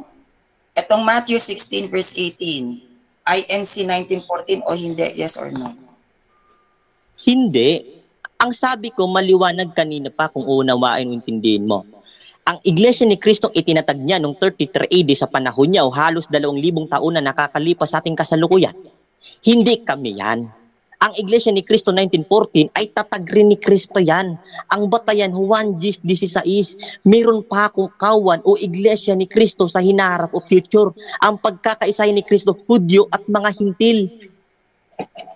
Next question. Okay, next question. Matthew 16 verse 18, ikaw Pedro, sa ibabaw ng batong ito, itatayo ko ang aking iglesia. Hindi ito iglesia ni Kristo, lilinawin ko sa iyo, yes or no? Ano ba itinayo dyan? Di ba iglesia? Categorical po kuya na yung tanong ko. Okay, paulit na lang bro. Pakiulit Okay. yung question. Pakiulit. Matthew 16 verse 18, ikaw Pedro, sa ibabaw ng batong ito, itatayo ko ang aking iglesia. Iglesia ni Kristo ba tinutukoy dito o hindi? Yes or no? Categorical question. Yes. Siyempre, ang nagtayo, si Kristo. Ano ang itinayo?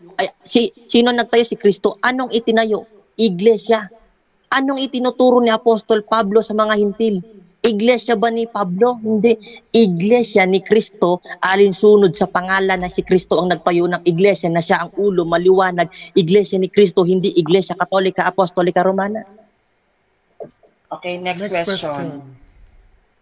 Kung kayo ang tinutukoy sa Matthew 16 verse 18, tatanggapin mo ba na hindi natalikod ang iglesia? Okay. Natalikod ang iglesia. Yung walang mababasa sa Biblia na verbatim na iglesia ni Kristo natalikod, wala. Pero uunawain mo ang Biblia at diwat konsepto ng Biblia, ganito mismo mababasa. Sa unang Timoteo, may talatang 4:1-2. Ganito mismo ang sabi niya.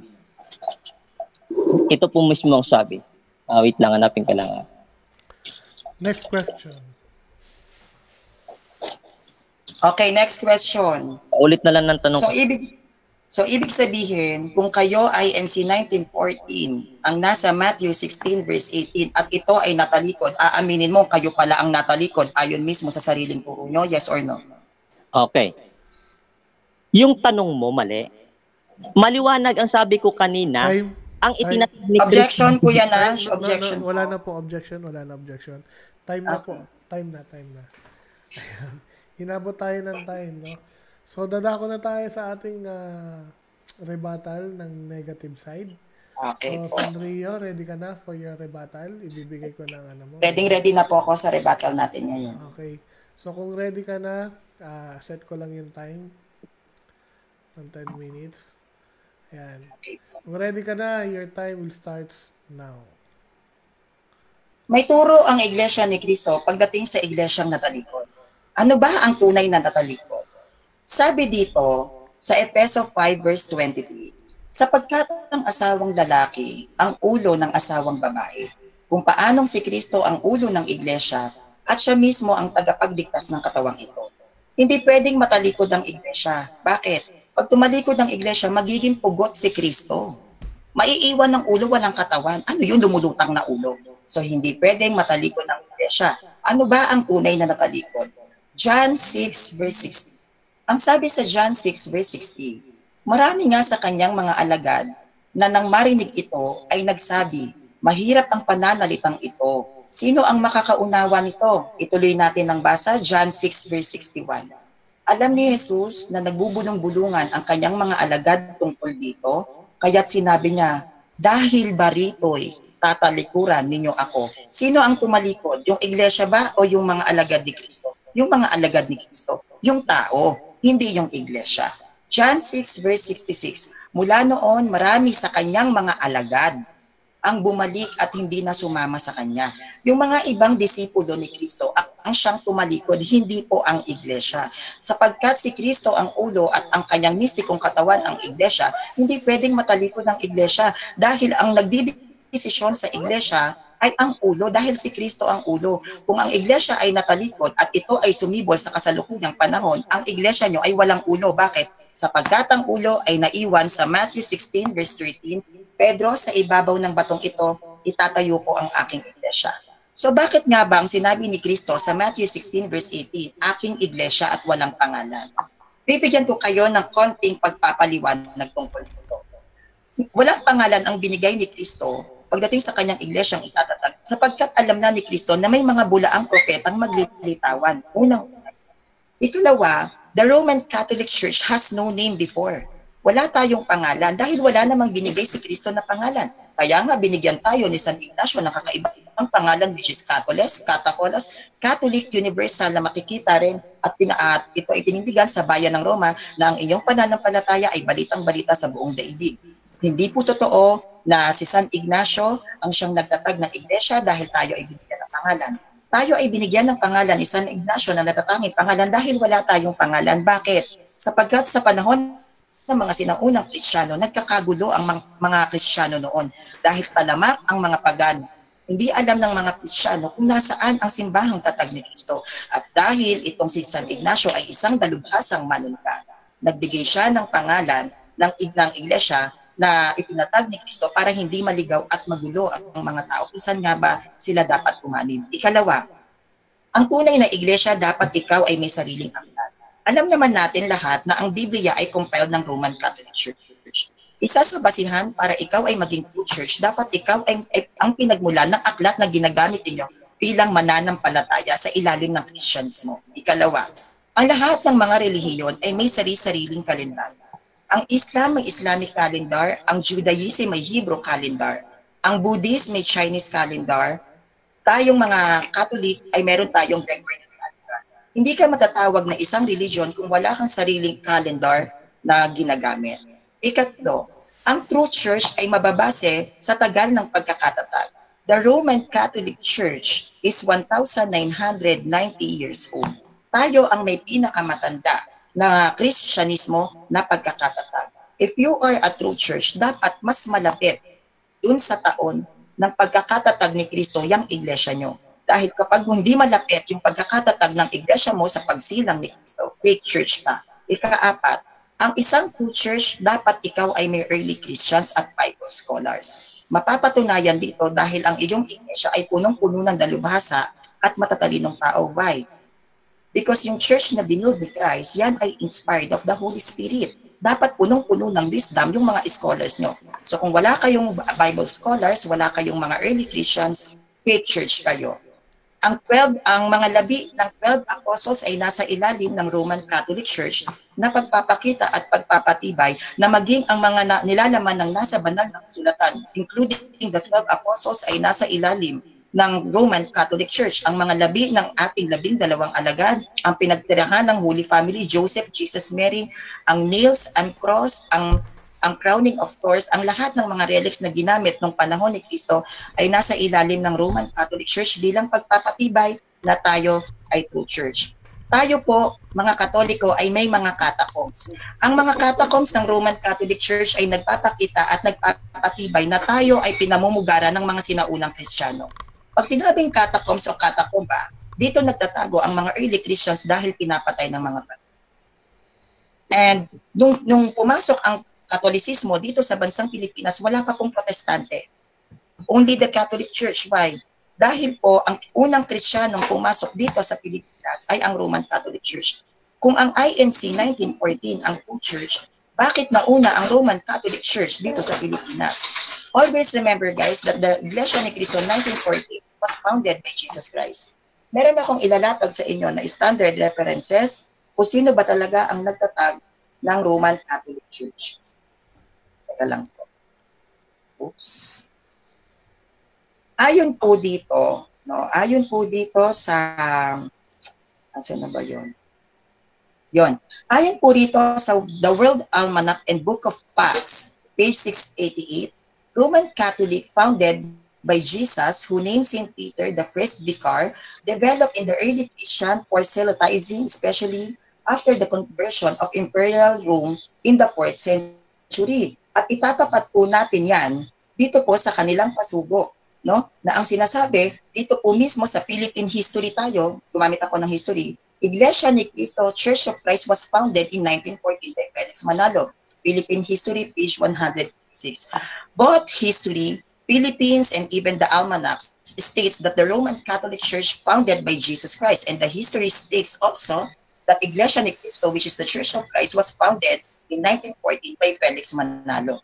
Doon pa lang po sa sinong nagtatag, malinaw na po na si Cristo ang nagtatag ng ating simbahan. Kaya nga po, tayo ay tinatawag na Christianism. Why Christianism? Because the founder of Roman Catholic Church is Christ.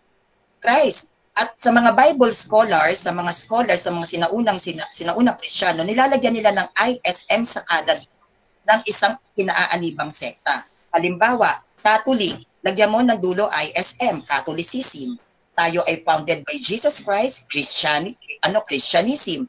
Ang INC ay tatag ni Felix Manalo, Manaloism. No? Kailangan tayo ay maging broad-minded sa ganitong usapin. At higit po sa lahat mga kapanalig, ang simbahang Katolika ay may katibayan pagdating din po sa siyensya. Ang ating mga banal, which is incorrupted, ito ay nagpapakita rin na tayo ay true church. Nagkakaroon ng isang himala na hindi maipaliwanag ng siyensya kung bakit ang mga santo ng Iglesia Katolika ay hindi sila nabubulok.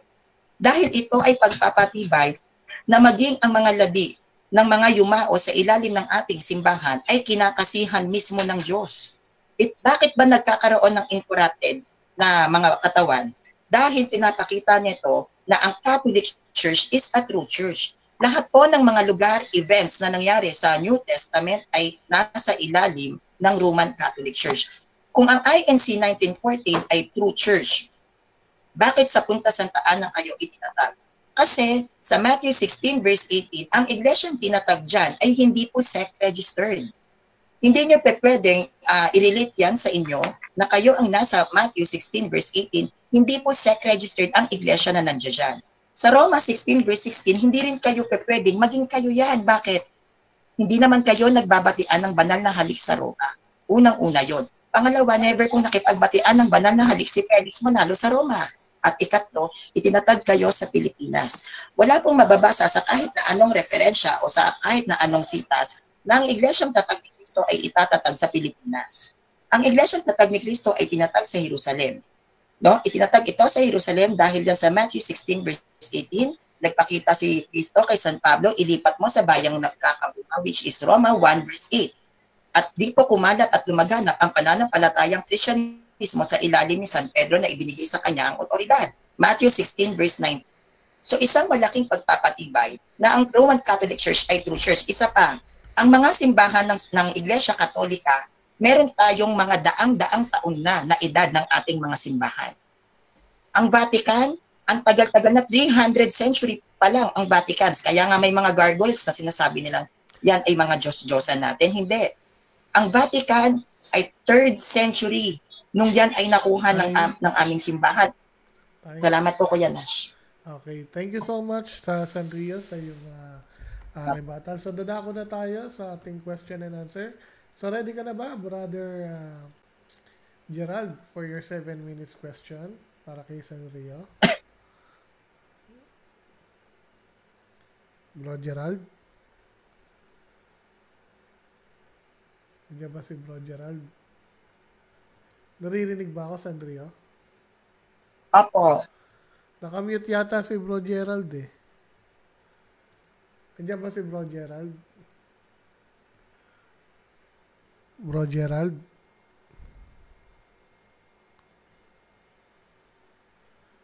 Hindi kumikibo. So, habang hinihintay natin si Brother Gerald, no? So, magbabalik po ang Bring It On makalipas ang ilang patalastas. Watch out my vlogs here and bring it on. See ya!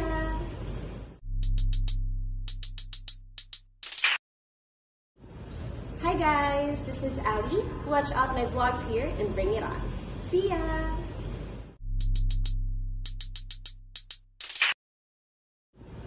Hi guys, this is Ali. Watch out my vlogs here and bring it on. See ya!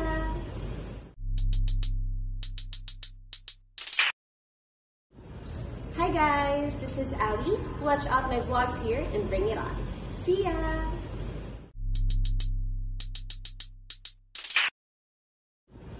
Hi guys, this is Ali. Watch out my vlogs here and bring it on. See ya!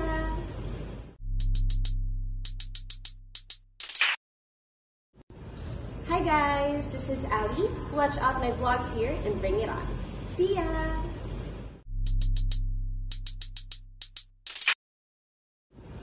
Hi guys, this is Ali. Watch out my vlogs here and bring it on. See ya!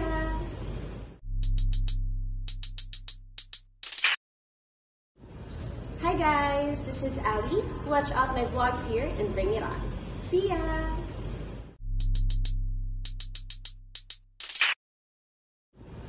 Hi guys, this is Ali. Watch out my vlogs here and bring it on. See ya!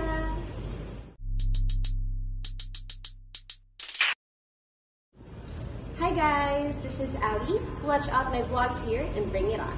See ya!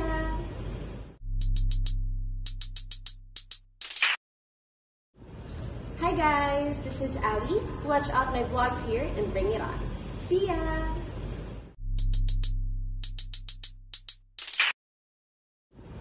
Hi guys, this is Ali. Watch out my vlogs here and bring it on. See ya!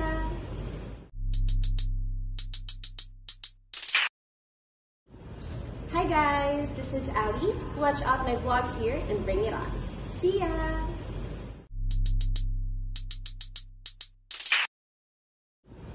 Hi guys, this is Ali. Watch out my vlogs here and bring it on. See ya!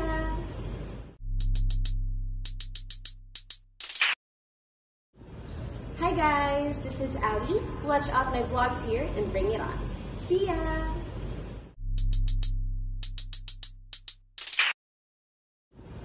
Hi guys, this is Ali. Watch out my vlogs here and bring it on. See ya!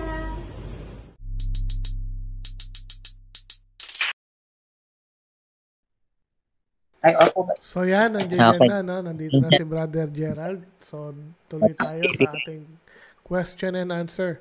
So, Bro Gerald, kung ready ka na, no? Ibibigay ko na yung 7 minutes mo, bro. Go ahead. Okay, magandang tanong to sa kanya. No?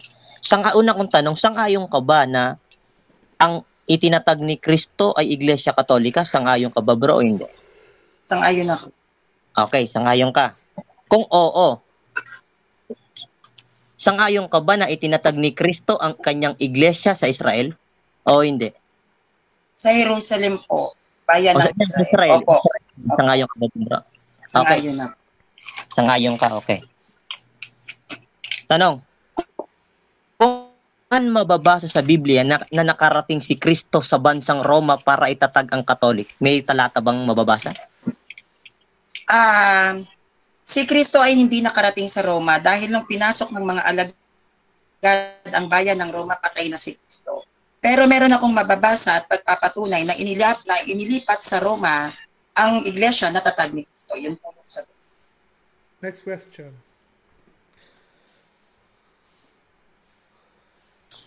Okay. Sa makatwid, sa bansang Roma, sa makatwid, hindi Katolik ang itinatag ni Kristo? O hindi? Hindi Catholic ang itinatag ni Kristo.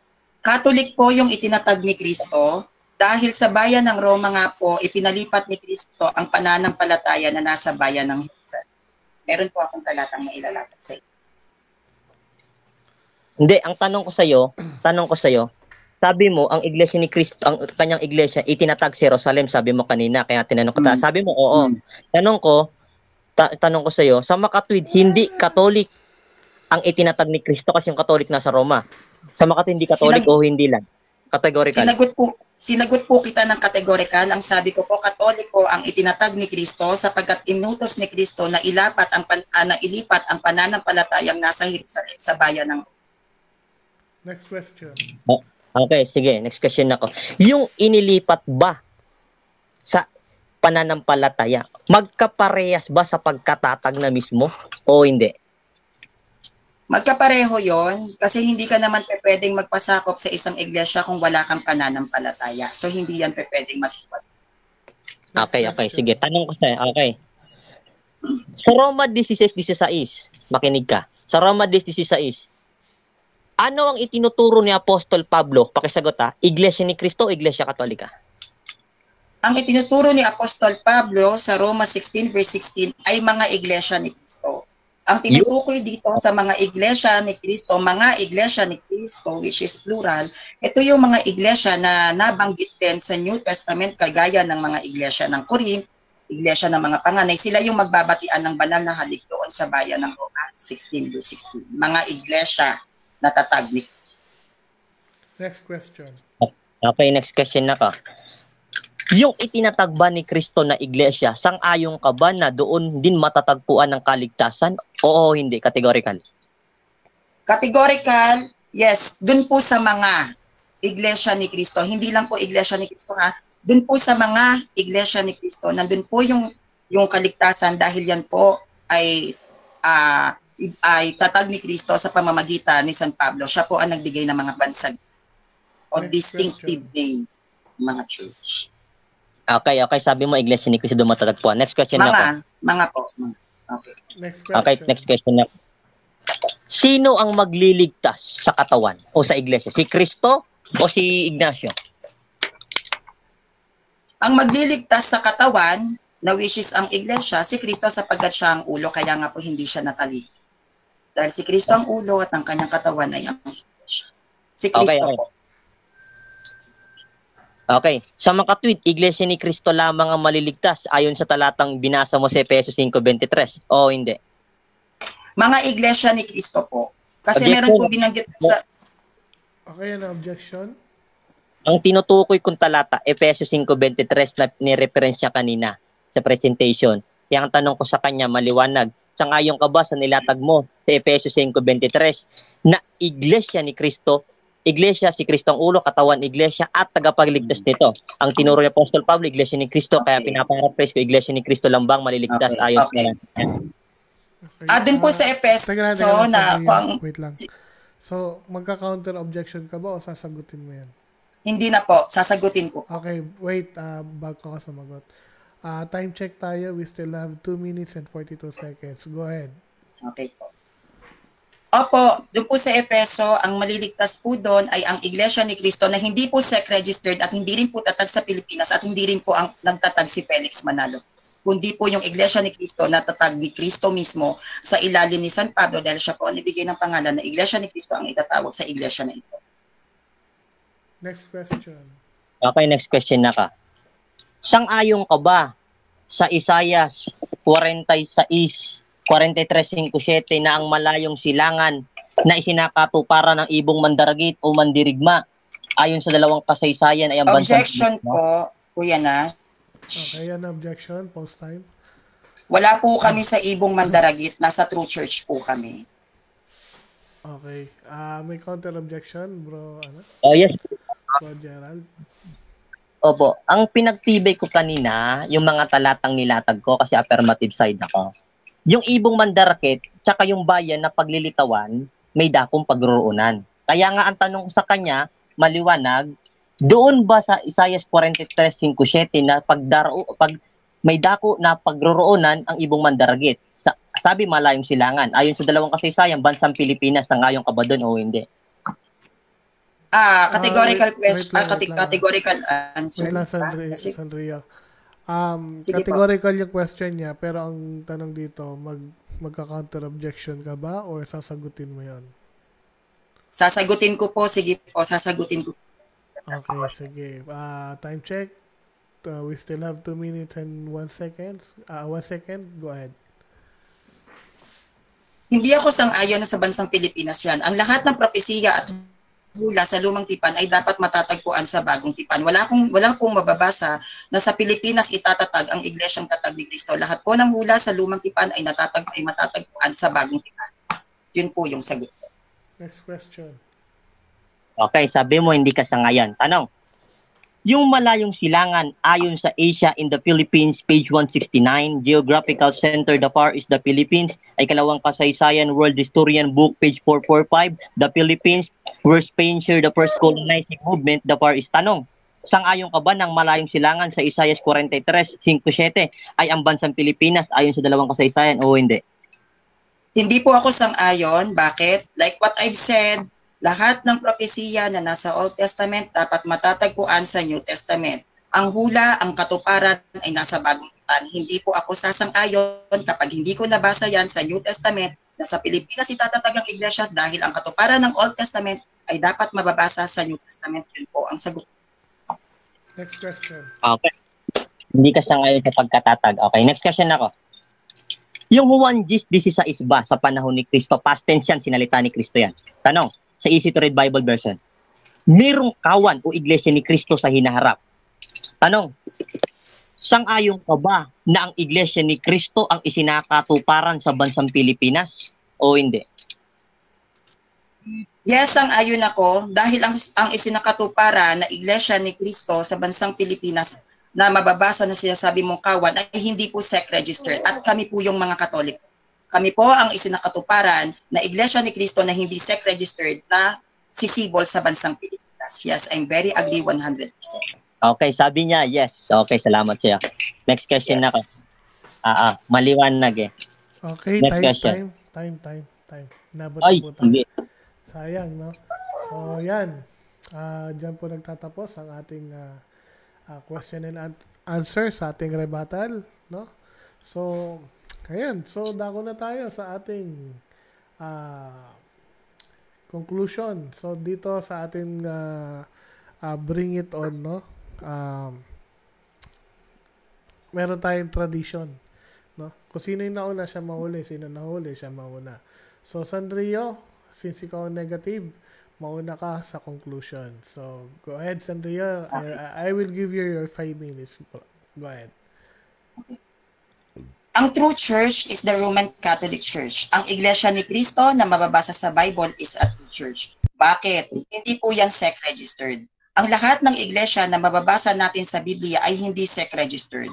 Kung ito ay SEC-registered, fake church yan. Hindi mo pwedeng iugnay na kayo ang INC na nasa Bible. Unang-una, bakit? Ang sabi nyo, natalikod ang iglesia.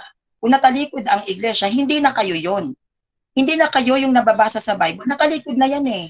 Kasi kung sasabihin nyo kayo yan, kayo yung natalikod mismo. Pangalawa, ang mga nasa Bible na iglesia ay hindi yan nakarehistro sa gobyerno. Sila ay nakarehistro mismo sa Diyos. Bakit ko pinaninindigan na ang iglesia ni Cristo na nasa Bible ay Roman Catholic Church? Hindi naman tayo SEC-registered eh. Meron tayong pagpapatibay sa apostolic succession na walang patid na kaya nating ipaliwanag magmula kay Pope Francis hanggang doon kay San Pedro. Paano nyo masasabi na kayo ang Roma 16:16 ay natalikod na ang iglesia, sabi nyo? Pag natalikod ang iglesia, wala na kayong kaugnayan doon, putol na. Pangalawa, hindi pwedeng matalikod ang iglesia sapagkat si Kristo ang ulo. Sinasabi nyo ba na hinayaan ni Kristo na kumalas yung katawan niya doon sa ulo niya? Hindi. Hindi pwedeng matalikod ang katawan doon sa ulo. Dahil sabi nga sa Matthew 16:18, ni ang kapangyarihan ng Hadis ay hindi makakapanaig laban dito. Nabigo si Kristo. Natalikod eh. Natalo, nagapi ang hina ng Kristo nyo. Ang Kristo naming mga Katoliko ay matibay, matatag sapagkat siya'y Diyos. Bakit? Sapagkat hindi natalikod ang ating iglesia. Ang lahat po ng iglesia, once again, na nasa Biblia ay hindi SEC-registered. Bakit? Sapagkat nung sumibol ang mga iglesyang ito, wala pa pong sekta. Wala pang SEC registration. Kaya nga po, the Roman Catholic Church is not a sect registered. Even the Islam, the Buddhist, the Judaism, the Hinduism, they are not sect registered. Why? Kasi nga hindi nila naabutan yung pagpaparehistro sa gobyerno. Kaya nga ang Islam, Hinduism, Judaism, Buddhist, they are religion. Katulad nating mga Katoliko. We are religion. Why? Because we are not a sect registered. At kung babasahin natin yung pagkakarehistro ng INC sa gobyerno, corporation, incorporation, hindi sila religious affiliations. Kasi kung talagang kayo ay tatag ni Kristo, walang mababasa sa Biblia na ikaw, Pedro, sa ibabaw ng bato, itatayo ang iglesia ni Kristo at dapat iparehistro mo. At kahit sa mga references ay nagpapatunay na ang INC ay tatag ni Felix Manalo. At maraming mga standard references din na nagpapatunay that the Roman Catholic Church was founded by Jesus Christ. Doon pa lang sa pagkakatatag, malaki na yung pagkakaiba. Doon din sa taon ng pagkakabuo, malaki ang pagkakaiba. 1,990 years ang Roman Catholic Church. 103 years ang INC, True Church. Walang sariling compiled Bible, walang sariling calendar. Wala man lang kayong sariling early Christians and even Bible scholars. Wala kayong Bible translations. So paano nangyari yon na magiging True Church kayo?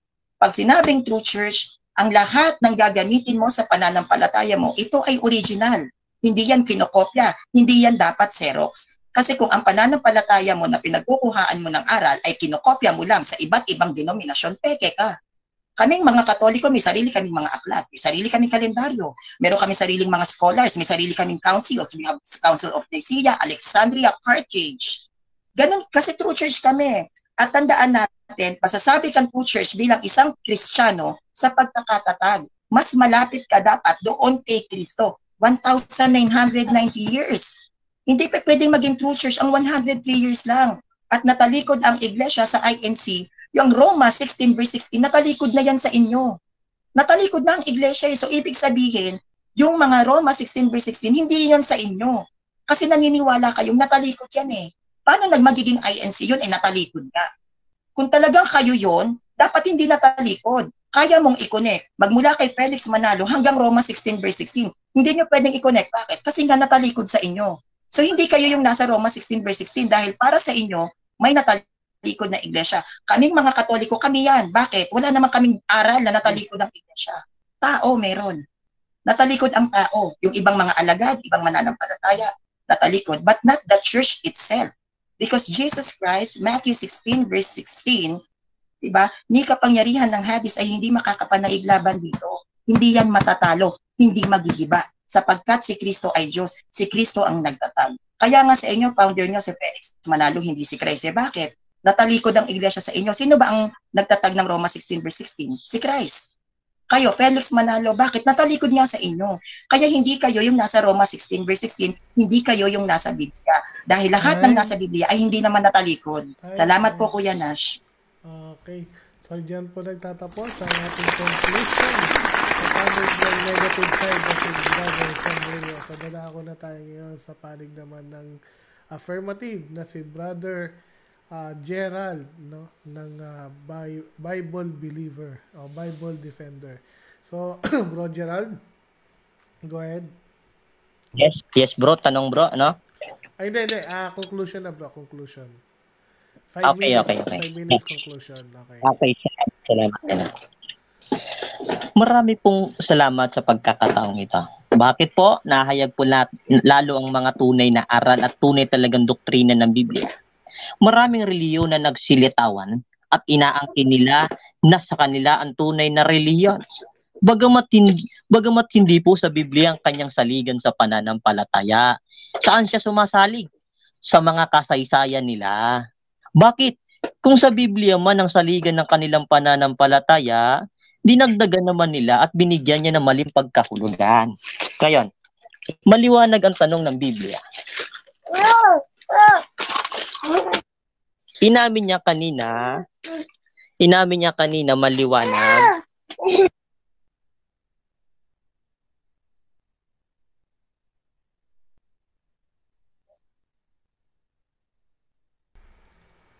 Pause muna natin yung time at medyo nawala ang ating kaibigan. So, yan. Teka lang ha. Okay, pwede na. So, okay. Wait lang ha. Nakapost yung time mo, Bro Gerald. So, iayos lang natin to. So, Bro Gerald, ready ka na ba? Yes, bro. May kumano kasi yung yung bata, kaya sige, Yes, sige. yes, yes. Okay lang, okay lang. Kung ready ka na, bro, ibibigay ko na yung time mo. Time check tayo. You still have 4 minutes and 11 seconds. Go ahead, bro. Okay, salamat sa iyo. Uulitin ko na lang para maintindihan nila. Maraming reliyon na nagsilitawan at nag-aangkin na sila ang tunay na iglesia. Bagamat hindi Biblia ang saligan ni Sanrio. Anong kanyang saligan? Kasaysayan. Bakit kung sa Biblia man ang kanyang saligan sa pananampalataya, dinagdagan niya yan? Binigyan niya ng maling pagkahulugan? Una po sa lahat mga kapatid, hindi po reliyon na magsasabi na tama ang Biblia. Hindi ang tao magsasabi na tama ang reliyon, kundi Biblia ang magsasabi sa tamang relihiyon. Sabi niya kanina, inamin niya marami siyang inamin . Anong inamin niya? Ang sabi niya kanina, Iglesia ni Cristo lang maliligtas. Pangalawa, inamin niya, si Kristo ang nagtatag ng Iglesia ni Cristo. Tapos sa bandang huli, sasabihin niya, wala naman ibinigay si Kristo na pangalan na Iglesia . Hindi pa na-establish . Pero sumasang-ayon siya sa Iglesia ni Cristo. Sa Roma 16, itinuturo ni Apostol Pablo. Ngayon, ang sabi niya kanina, maliwanag, ang Biblia daw po, ang tunay na relihiyon, may sariling Biblia. Una kapatid din, para maintindihan niya, ang Biblia po, hindi po yan sa isang pangkarelihiyon lang, kundi pangkalahatan, ibinigay ng Diyos, itinalaga ng Diyos para sa mga taong gustong sumunod sa Kanya. Para sa Kanyang tunay na hinirang, lahat ng tao tinutukoy dyan. Hindi lang Katolik. Kaya nga sabi niya po sa Pablo sa unang Korinto 4:6, sabi niya kay Sanrio, wag mo na daragdagan, tama na nasulat. Ikaw na rin nagsabi, Iglesia ni Cristo lang maliligtas . Ikaw na rin nagsabi, Iglesia ni Cristo itinatag . Bakit mo itatanggi na walang ibinigay si Cristo na pangalan na Iglesia? Pangalawa, si Efesios 5:23, sumasang-ayong ka, tinanong kita kanina, sang-ayong ka ba na ang Iglesia ni Cristo at ang katawan ay Iglesia na siya rin ang tagapagligtas nito? Na sa makatwid, ang lang maliligtas. At tinanong kita, hindi, sabi mo, yes. Pangalawa, sa kasaysayan na binanggit ko kanina, na tinutukoy sa Isaias 43:5-7, merong dakong pagroroonan ang ibong mandaragit mandirigma. Saan? Sa malayong silangan. Kaya nga sabi ko kanina, sa Asia in the Philippines, page 169, Geographical Center, the Far East, the Philippines. World Historian Book, page 445, the Philippines were Spain, the first colonizing movement in the Far East. Ang malayong silangan na pagroroonan ng ibong mandaragit o mandirigma, magmumula sa malayong silangan. Saan? Sa bansang Pilipinas daw. Binigyan linaw ni Isaias 24:15, luwalatiin ninyo ang Panginoon sa silanganan na baybayin ng mga pulo ng dagat. Okay, in the Philippines, 7,651, doon daw luluwalatiin. Ngayon, kailan ba nagsimula ang mga wakas ng lupa? Ganito mismo ang sabi sa Isaias 41, may talatang 9. Ikaw na aking hinawakan mula sa mga wakas ng lupa. Pinagsabihan kita, ikaw ay aking lingkod, aking pinili ka at hindi kita itinakwil. Kailan ba nagsimula ang mga wakas ng lupa? Noong naganap ang unang digmaan pang buong mundo, July 27, 1914.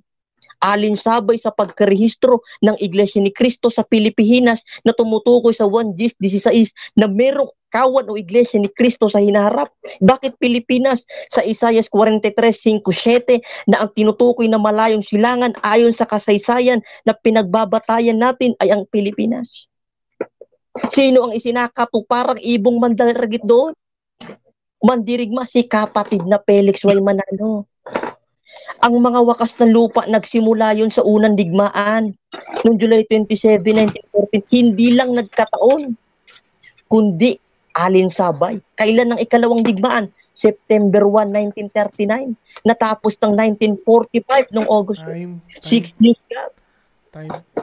Ayan.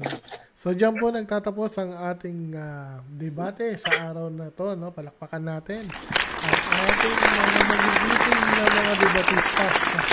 So, maraming Okay, maraming salamat. salamat sa inyong Brother, dalawa.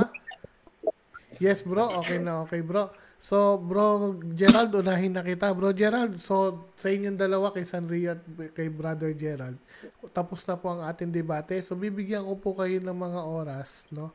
Para magpasalamat at mag-promote kung may mga gusto kayo i-promote. Unahin ko na si Brother Gerald. No? Bro Gerald, unahin na kita.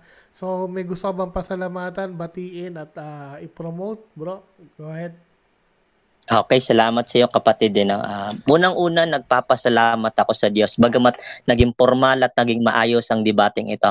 Salamat kay Brother Nash. Alam kong pagod ka. Alam kong gutom ka. Nakausap kita kanina. Pero sinikap mo pa rin. Tinatanong namin kagandang loob sa iyo. Kay Sanrio, brother, salamat. Kung masaktan man kita, sinabi ko kanina, humingi na ako pa umani sa iyo. Aralan lang tayo. Wala po tayong personalan. Sa mga nanonood dyan, mga kapatid, nag-aralan lang po kami ayon po sa Biblia. Ang itinuturo kasi ng mga apostol at ni Kristo ay ang kanyang tunay na iglesia na mismo siyang nagtatag. Kayo na po bahalang musga. Alam ko maraming tututol sa talata na ipinahayag ko. Pero salamat sa pagkakataong ito na makapaghayag ako na muli mga tunay na aral na bit-bit at bit-bit ko. Salamat kay Brother Nas, kay Sanrio, kay kapatid, sa lahat ng mga kaibigan ko dyan, sa mga nanonood ng live. Marami pong salamat. Magandang gabi sa inyong lahat. Okay, dyan. Salamat, no? Brother Gerald. Maganda ko naman tayo kay Sanria. Sanria, baka may gusto kang ipasalamatan, batiin at i-promote. Okay, unang-una nagpapasalamat po ako syempre kay Lord kasi naging mapayapa sa pagpapalinis at laro sa inyong lahat. Pangalawa, pasensya na, no? Kasi talagang sinusumpong ng sir ko, hindi ko siya na-emphasize yung mga latay ko. Pangatlo, thank you po unang-una sa lahat ng kapanalig ko, na katoliko na sumusuporta sa akin. Maraming salamat sa Ave Maristela Seeds of Faith, sa Punto por Punto family, sa mga sumusubaybay sa akin sa page ni Kuya Jando, especially kay Kuya Jando, maraming salamat po. Sa Bring It On Dialogue, sa aming moderator na si Kuya Nash, sa lahat po ng mga hindi rin katoliko na nandito at nagtsatsagang makinig. Maraming pong salamat. Hindi ko po intensyon na ma-offend kayo, no? At ito lang po kami pong dalawa ni Kuya Gerald ay naglalatag kung ano po yung aming mga doktrina sa pagitan ng INC at sa pagitan ng Roman Catholic Church. And bago po ako magtapos, subscribe po kayo sa YouTube channel ko, Sanrio TV. Ang aking page po, Sanrio TV, pakipollow po yung page po, no? At once again, thank you po mga kapanalig, sa mga Katoliko, salamat po sa inyong pananalangin at nairaos natin yung laban na ito kahit hindi po kaganda yung nararamdaman ko. Yung sakit po ako ngayon. Thank you po. God bless you. Ayan. So, maraming salamat Sanrio, no? So, ayan. Diyan po nagtatapos ang ating debate sa araw na to. No? Abangan nyo po, hindi lang yan ang ating debate na magaganap. No? So, marami pa po tayong debate magaganap. At abangan nyo po, no? Meron po tayong mga vlogs, no? Meron po tayong mga iba pang mga segments dito, no, na magaganap, no. Abangan nyo. Yan, maganda po ang Bring It On, no. This is a dialogue factory. So lahat po ng uri ng dialogue nandito po, no. Nandiyan dyan yung mga documentaries, nandiyan dyan yung mga film viewing, no. So mapapanood nyo, marami po kayong matututunan, no. So this time makikita nyo, no, i-release natin yung first episode ng vlog ni Aliyah Sandoval. Ito po Hi si guys, Aliyah. this is So, yan Ali. po, no, Watch meron out po my siyang vlogs first here and vlog. bring it Yan, on. makikita See nyo ya! dito, no. By next week. Yes. Oo. Hi guys, this is Ali. Watch out my Yes, vlogs here yes, and bring po. it on. Yes, po. See ya! So, yan. Ang YouTube channel natin, Bring It On. Yan, paki-subscribe ang ating YouTube channel, no? That is Bring It On. So, yes, Bring It On ang ating YouTube channel. So, yan. So, maraming salamat. So, magko-closing na tayo, mga uncle, no? Thank you so much. At muli, abangan niyo po ang Bring It On, no? So, tomorrow, kita-kita tayo. God bless us all.